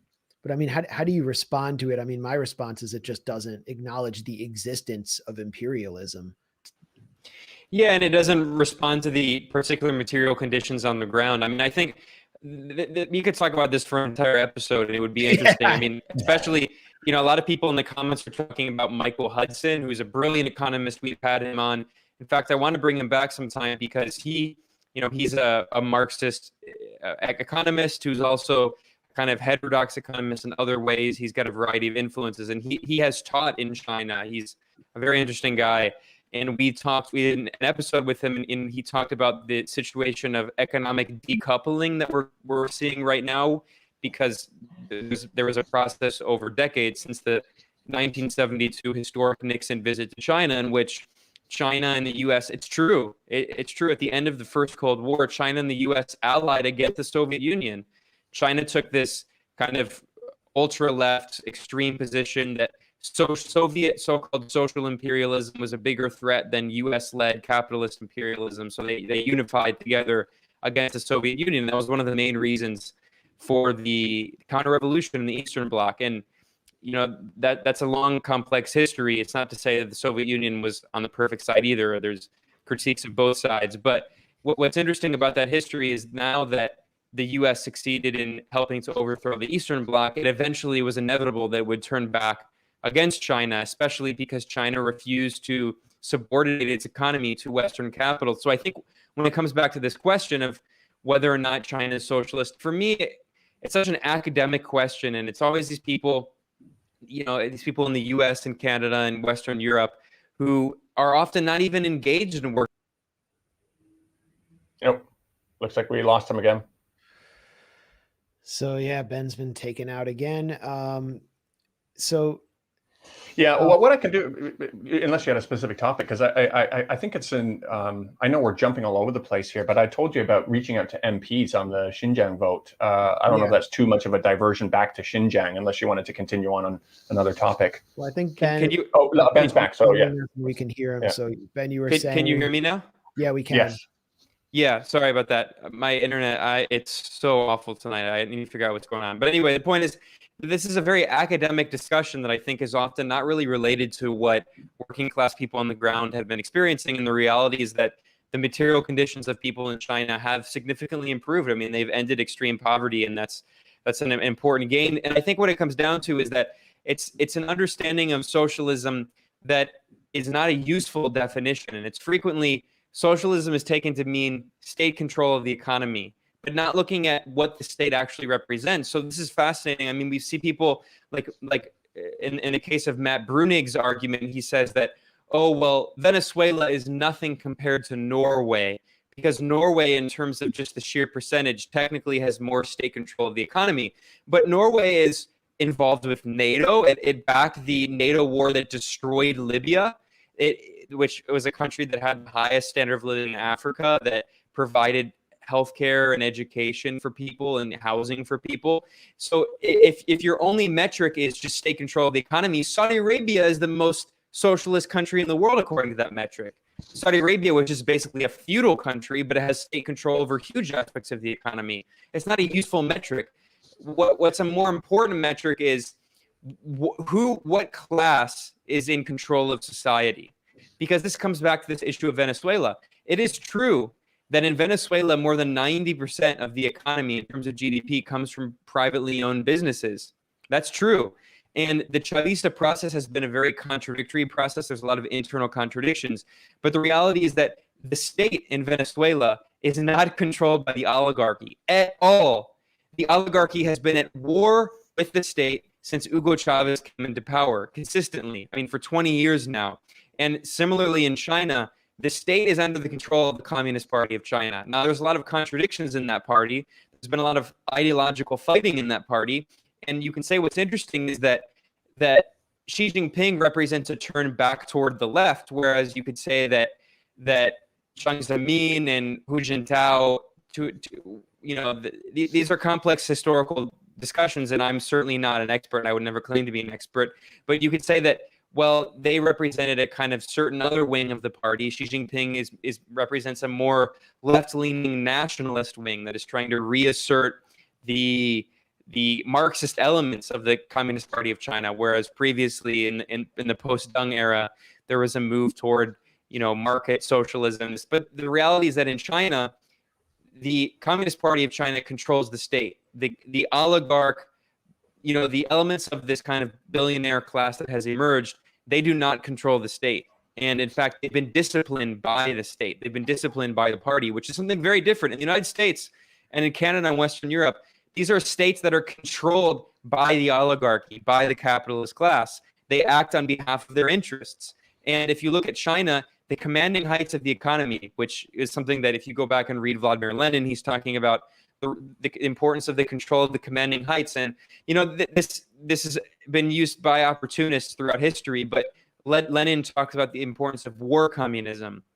When the Soviet Union, after the revolution, was invaded by 22 imperialist countries, including the United States and other countries that were supporting the whites that were trying to overthrow the Bolsheviks. And then, by the way, they also would have had a mass ethnic cleansing. They would have carried out a genocide against Jews because they were also very anti-Semitic. But anyway, the point is that there was this moment of war communism, as it was called. And the argument that Lenin and other elements of the Communist Party of the Soviet Union made was that as long as the commanding heights of the economy are controlled, the party is controlled, the capitalist class is held back, we still are moving on the road towards socialism. And if you look at China, the infrastructure is built by state-owned companies. The telecommunications is still largely state-owned. The banking sector, the financial sector, which is the most important part, is state-owned. So I would say it's a contradictory process. And, if you look at the late brilliant political economist, Samir Amin, I mean, he certainly had a lot that he criticized about China, and he said that it's a very contradictory process. But the reality is that, what's so funny is that in the U.S. and North America and Western Europe, there's often this idea that there's socialism and there's neoliberalism, and there's nothing else. And what socialism is like this vague concept that's like out in the void, and it's like some celestial platonic abstract. But the reality is that neoliberalism is a particular phase of capitalism. And what we're seeing is that there's a certain kind of state-led development that is actually developing the country. And if we're supposed to believe that China is just totally neoliberal and their economy is basically no different from these Western neoliberal countries, then why has it been able to develop at such a massive scale? Why has China been able to end extreme poverty, whereas India, a country that had a similar process of development, in India actually was colonized by the British until a popular revolutionary movement that ended the British colonialism, and independence came into 1947. So we see that independence came in India 2 years before it came in China with the victory of the Communist Revolution in 49. And we've seen that India has not at nearly the same level been able to fight poverty, not at nearly the same level been able to develop its country.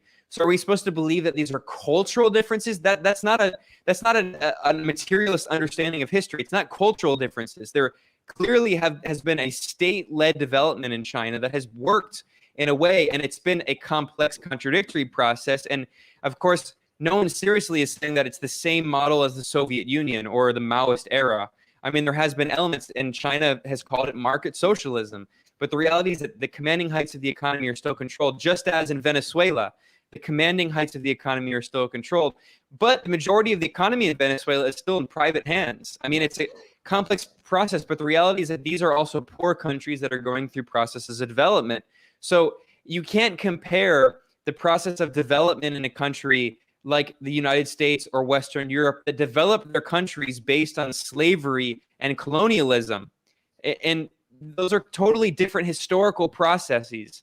So, okay, yeah, I mean, it is kind of goofy to pretend like China is still abiding by the Maoist model. It absolutely has not been. It's been a market socialist model, but that is fundamentally a distinct model from the model in the United States, which is a neoliberal model in which the billionaire oligarch class controls the economy. There is not, the state is not controlled by an institution that represents the actual working class of the country. It is totally controlled by the oligarchy.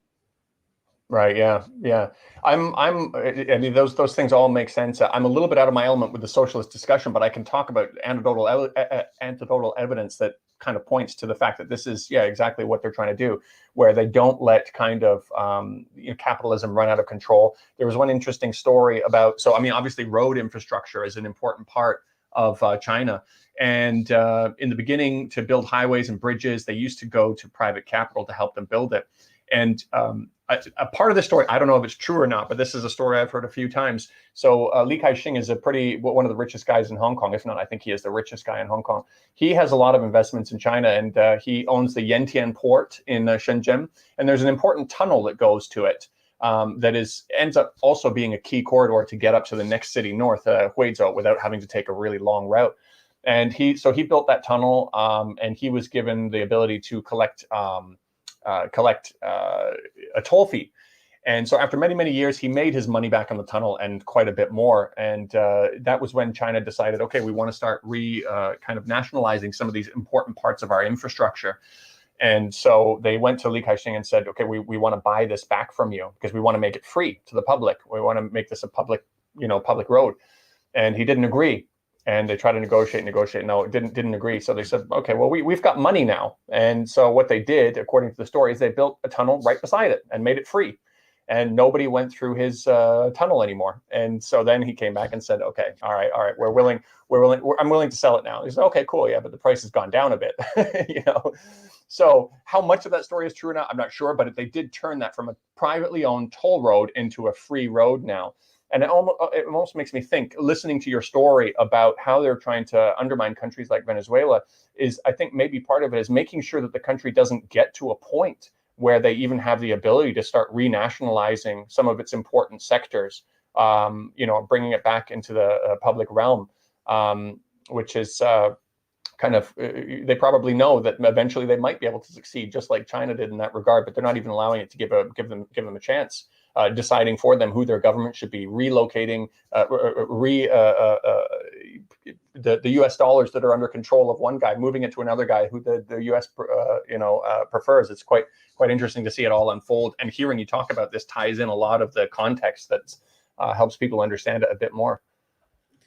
Yeah, in Venezuela, the U.S. has definitely failed in its ultimate goal, which is to restore control to the oligarchy that has traditionally controlled politics and society, but it's claiming some degree of credit for what it sees falsely as the government of Nicolas Maduro moving away from the Chavista model of mass nationalization.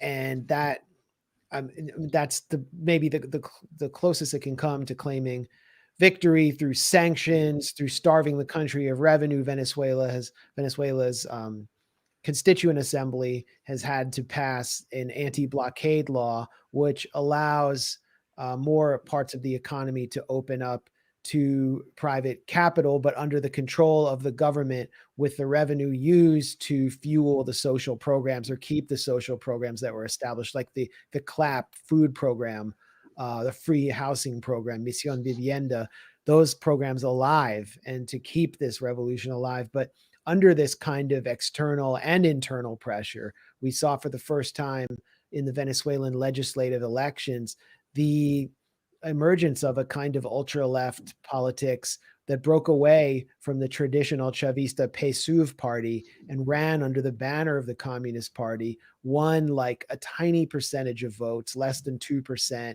And they were kind of echoing in a weird way the US narrative and taking to the New York Times to say our government's abandoned the Chavista Bolivarian, real spirit of the Bolivarian Revolution by enacting this anti-blockade law. And what they had to offer as an alternative to the constituency that was built by the PSUV party was non-existent.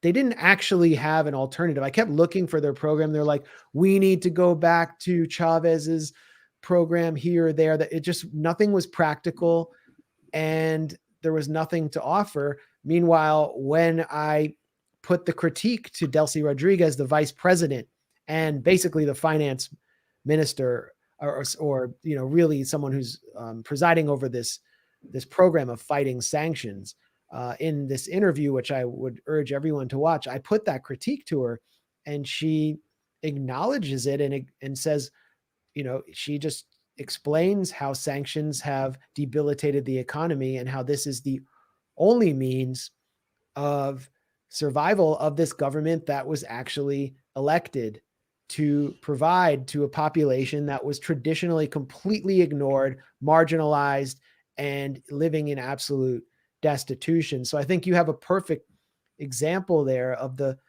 failure of those who push this ultra-left critique of a socialist government struggling against the full force of empire, their failure to offer any alternative, and their rejection by the working class population. Right. Yeah, and the reality is that we've seen Cuba go through a similar process right now with reforms, and it's been struggling under a suffocating U.S. blockade now for 60 years. But what's often not understood is that Cuba was able to weather the storm of that blockade when it had the support of the Soviet Union, and not just the support politically, which people talk about, but understanding it economically. I mean, Cuba is a small island nation that can't produce everything that it needs. So it has to rely to an extent on imports. And because of the U.S. blockade, which threatens secondary sanctions on countries that want to do business with Cuba, Cuba is facing an international kind of blockade caused by Washington. So it's been forced to take a few steps back in order in the future to take steps forward again. I mean, but no one's going to say that Cuba is now suddenly capitalist. I mean, no, the reality is that when these countries are suffocating in what is essentially a wartime scenario. I mean, Nicolas Maduro is a wartime president. He has never been given an inch of breathing room. He's been under war since immediately coming into power in 2013. So the reality is that in these I mean, just as in the Soviet Union, they had this policy of war communism. You know, you have to take a few steps back in order just to survive. Because the reality is, if you don't survive, I mean, look what happened in the Soviet Union. I mean, a lot of people never thought that. Yeah, it was just overthrown, and I was going to make this that, point. Sorry to jump in, but I was going to make this point earlier that one of the few times that a leader who was toppled in a coup came back was in Haiti, where Bill Clinton restored Jean-Bertrand Aristide on the condition that he enact neoliberal reforms like allowing the basically liquidation of the local rice economy, and importing rice from Arkansas. So, I mean, that's one of the few cases I can think of, and it wound up having almost the same effect, and it led to a second coup in 2004 where Aristide was ousted and exiled for years. Yeah, well, I told people that we want to bring back Michael Hudson, and who's an economic genius, and we can talk more specifically. I mean, neither of us is an economic expert, but Michael Hudson definitely could provide really good insight into the Chinese economy. And I would invite people to also check out an episode we did with Michael Hudson. We talked partially about China, but it would be good to go into detail. But while we still have you, Daniel, and we're getting around 2 hours now, so I want to end with a few questions from our Patreon, and we can start wrapping up. But there's a few interesting questions here. One of them we kind of addressed from Miling Wei, asked if Turkey is training radicalized Uyghurs from China and what China is doing about it. I'll briefly just answer that because we already talked about it earlier, and then I'll get to another question. I'll say that, as Max mentioned, that Erdogan had given speeches praising some of these Uyghur separatist groups. Many of them are based in Turkey, so they have at least indirect political support. But the reality at the same time, recognizing Turkey, it plays an interesting kind of complex geopolitical role because Turkey's a member of NATO. Turkey has played a key role in the dirty war in Syria, allied with the US and Saudi Arabia and Qatar and Israel. But also Turkey has its own geopolitical interests. It's been very assertive in the Mediterranean with Greece. And, it's not totally a US puppet. It has its own geopolitical interest. And also China is the second largest economy in the world. Oh. Did we lose Ben? Well, Ben was talking about Turkey, and I think we're wrapping up here, but, Turkey definitely has its own geopolitical interest and has played a role in its goal in northern Syria is to sort of colonize parts of the country and create what it calls a buffer zone, but to move large parts of its population or a refugee population that's sympathetic to Erdogan into Syria. Now, the West has basically supported that. NATO has supported that. But Turkey is also playing a role in fostering a multipolar world, and it's using the advantage of its membership in NATO as a buffer against the kind of pressure that it would get. And it sits at a crossroads with Europe and Iran, for example. But it has established strong relations with Venezuela. So it's a much more complicated picture. I mean, the first time I went to Caracas, there were pictures of Erdogan up and down the streets in the center of the city because he had just made a trip to the country. They're fostering economic ties. Turkey's basically, in its own way, helping to break the blockade, certainly politically. And that's something that NATO countries are upset about. But Turkey has definitely played a role in supporting the Uyghur separatist movement. I mean, we talked about that before. I don't know if we're going to get any more questions. I'm unable to actually read them from the patrons, but Daniel, I don't know if there's any final thoughts you want to leave us with. Yeah, hopefully he does get back in time because he said there were a few interesting questions there. But yeah, I'd say the final thoughts are, I know probably a lot of people on the live stream and who'll be watching this are people who are already open-minded enough to think about the Xinjiang situation in outside of what the mainstream media is talking about. But I will say that if there are some people who aren't really on board with questioning it, try questioning some of the narrative that's going around and see what happens to you. There's no room for nuance. And that's a scary place to be when we're back to that. You're either with us or you're against us.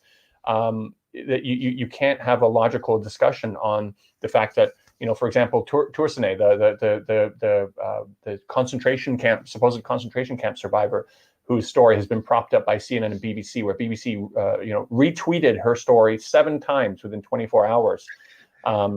And she's somebody who's on the 3rd or 4th version of her story. And when CNN broadcasted a picture of her passport, they blurred out only the passport renewal date for some odd reason. All the other sensitive information was available. And when you realize why, because the passport renewal date aligns with when she said she was in detention, you start to ask some questions. Well, why would they, instead of asking questions about this big hole, why would they just want to cover it up and not talk about it? We're getting to a really, scary place where or the BuzzFeed comments. Yeah, just completely, where she experienced no abuse. I mean, that by itself, okay, survivors of abuse, maybe they're more confident to speak about it later. That by itself maybe is not enough, but when you combine all of the other red flags, it starts to get really concerning. And you got to ask yourself, what is the goal here? What's going on? I don't think it's been like previous campaigns where the explicit goal is to soften people up for the idea of war. I think it's more to discredit China in the eyes of a lot of the partnerships that they're forging with resource-rich countries, which the West previously had a monopoly over. But the problem is that it's excusing more and more aggression. It's excusing the idea of sailing American warships closer and closer to the shores of China, or to even talk about a network of missiles or just outside of the 9-dash line. And so even if softening the public up for a war isn't the explicit goal, you're certainly getting the public on board for more aggression towards China, which is showing in the polls already. And all it takes from there is a small spark or a small wrong move to potentially snowball into a conflict unlike anything we've ever seen before. I think this is something we should start thinking about. Most people are thinking about what are the consequences of not standing up if a genocide really is going on, because we always said never again. This is something we've always said, never again. So no, we have to speak up, even if we don't have the complete picture. But we have even more of a precedent of what happens when you accept a mainstream media narrative without any ability to ask critical questions. We should be equally worried about that, because that's the even more likely risk at this point in time. So again, I think I might be kind of preaching to the choir here, but if there are a few people who are listening in, just consider that. Stop trying to silence people who are just asking critical questions. There's a guy, Bay Area 415, an attorney from the US. He covers his face to make videos because he's afraid of the backlash that he'll get. He made an amazing video on debunking pretty much every single Xinjiang claim there is. And the groups came out to basically try to get his video removed. They didn't come out to say we need to mobilize and come up with a counter argument or address his concerns. No, it was we need to get his video removed. So far, they successfully got it removed from the indexing feature on YouTube, and they're trying to push it further to get it removed completely. I mean, that in itself, the fact that nobody wants to have a discussion about this as soon as you step out of line from the mainstream media narrative, that's a scary place to be. So I just want anybody who's on the other side of this to just think about that as well. Yeah, no, those comments are so important. People need to understand we're in an information war. This is not journalism. The media is not acting as objective journalists, reporters. They're not news agencies. They are essentially providing public relations services for the military intelligence apparatus of the US and its allies. And I showed that in my piece on the BBC and Reuters, working through their charity arms with the British Foreign Office to actively infiltrate Russia's media space and sphere of influence in a bid to literally weaken Russia. That was what was stated in the UK Foreign Office documents soliciting programs that the BBC and Reuters bid on. And they proceeded to do just that. These aren't media organizations that as we normally understand them. And so what are they doing to us? They're waging a war on our minds, on our psyche, on our conscience, and they're attempting to ply us into sympathizing with a campaign or taking a political stance that's not natural. The target here, it's easy to move the the right wingers. It's easy for Ben Shapiro to say, oh, there's a Holocaust in China in this socialist country, and for him to win his fans over. It's much harder for Jacobin to do that, for Democracy Now! To do that. And so there's just this sheer volume of stories to convince progressive minded people that China is a country that we should be not just in a great power competition with, but we should stand up to. We should fight. Yeah, they're weaponizing compassion and villainizing anybody who steps out of line. I mean, you know, I speak to, there's a guy trying to do some stuff, similar stuff to what you're doing to expose what the Canadian government does overseas from a group called the Canada Files.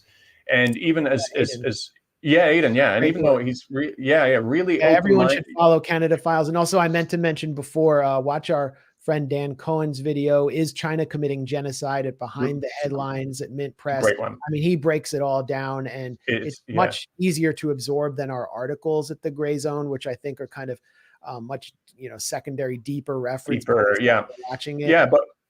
But what I was going to say with Canada Files, I mean, he lost 2 of his journalists because he was refusing to follow the Xinjiang genocide narrative. Even people who presumably would be fairly open-minded to join an organization like that.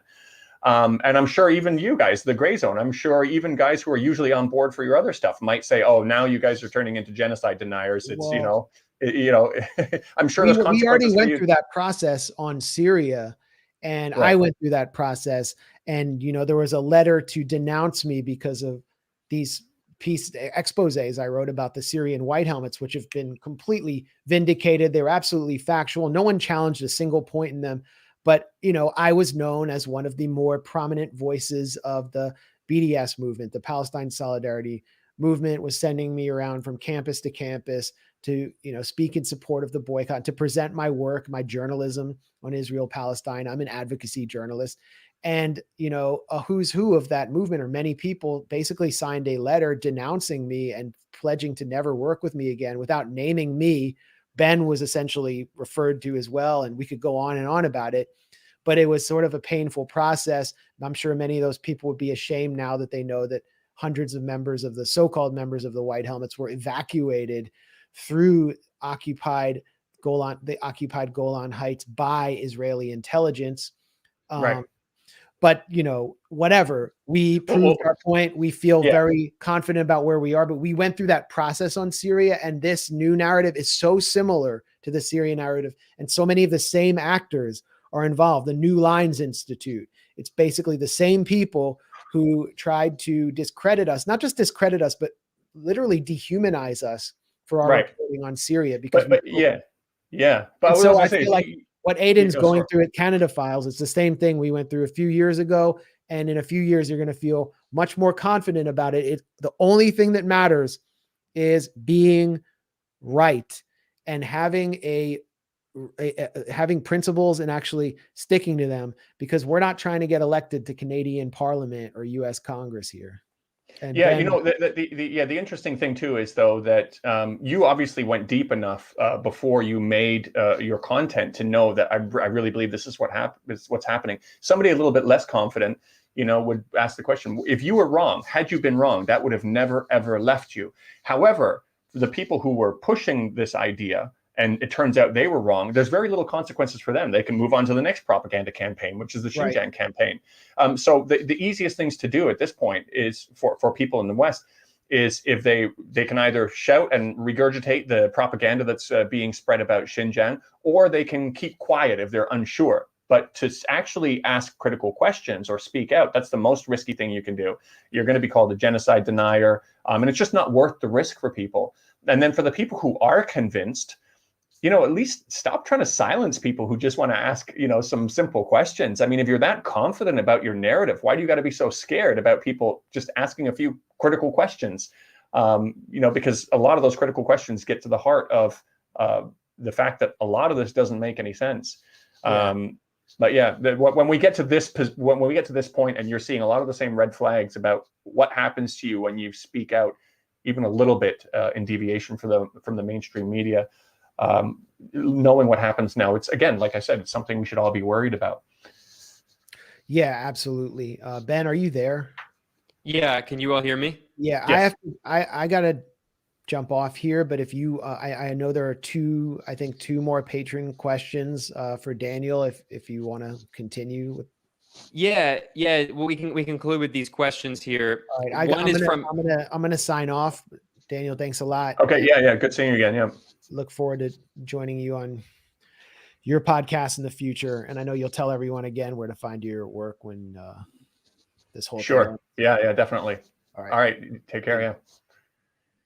All right. Great. So yeah, you had a couple questions, Ben. Yeah. And then there were two. So I probably can't see me. These internet issues I'm going to resolve. But really quickly, Daniel, here's an interesting question from a friend of the show, Kieran Fatima, who said, are Chinese people in the mainland more optimistic than Westerners? I think here they're definitely, this is actually something I was talking about with some friends not too long ago. I think there is an overwhelming sense by the kind of my generation level, kind of people in their 30s and 40s, that the lives of their children will be better than theirs. There still is optimism about that. Whereas in the West, I think they've done polls on this as well. People aren't convinced that the lives of their children will be better than theirs. And I mean, it's been a continual downhill slope, right? I mean, you look at whatever it was 60 years ago, a carpenter with a wife who doesn't work can stay at home and they can earn enough to raise a family of 5 or 6 kids. Now both parents need to go to work and they can barely, struggle to get by. Of course, there are many different segments of society, but overall, if you were to average it out, I think people are pretty optimistic about the fact that their children will live better lives than them. That's most certainly true for the inner areas. The risks that I think exist for people in the cities is that it's incredibly expensive to live in the major cities. So the prospects of owning an apartment at the current prices, that's probably the only questionable item that I think the government has also said that they're going to start to try to fix because of the incredible speculation on the property market. It's just pushed prices up quite high into the cities. It looks like we lost Ben, and I've just turned Moderate Rebels into my own show now. Let me give him there's supposed to be one more question. I'm going to see what questions are coming up while I'm waiting for Ben to log back on. But let's see here. All right. Hopefully he gets back on. Let me send him a message through Twitter here and see if he manages to log back on. All right, sending a message. Give me a second, guys. Hopefully he can get back on for that last question. If not, I'll give it about 2 minutes or so. And then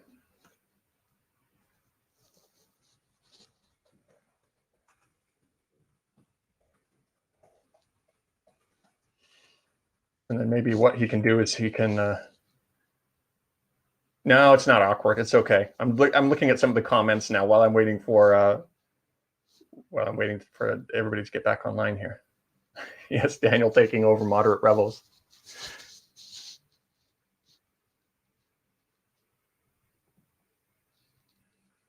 Come on, Ben. I can't keep running your show for forever.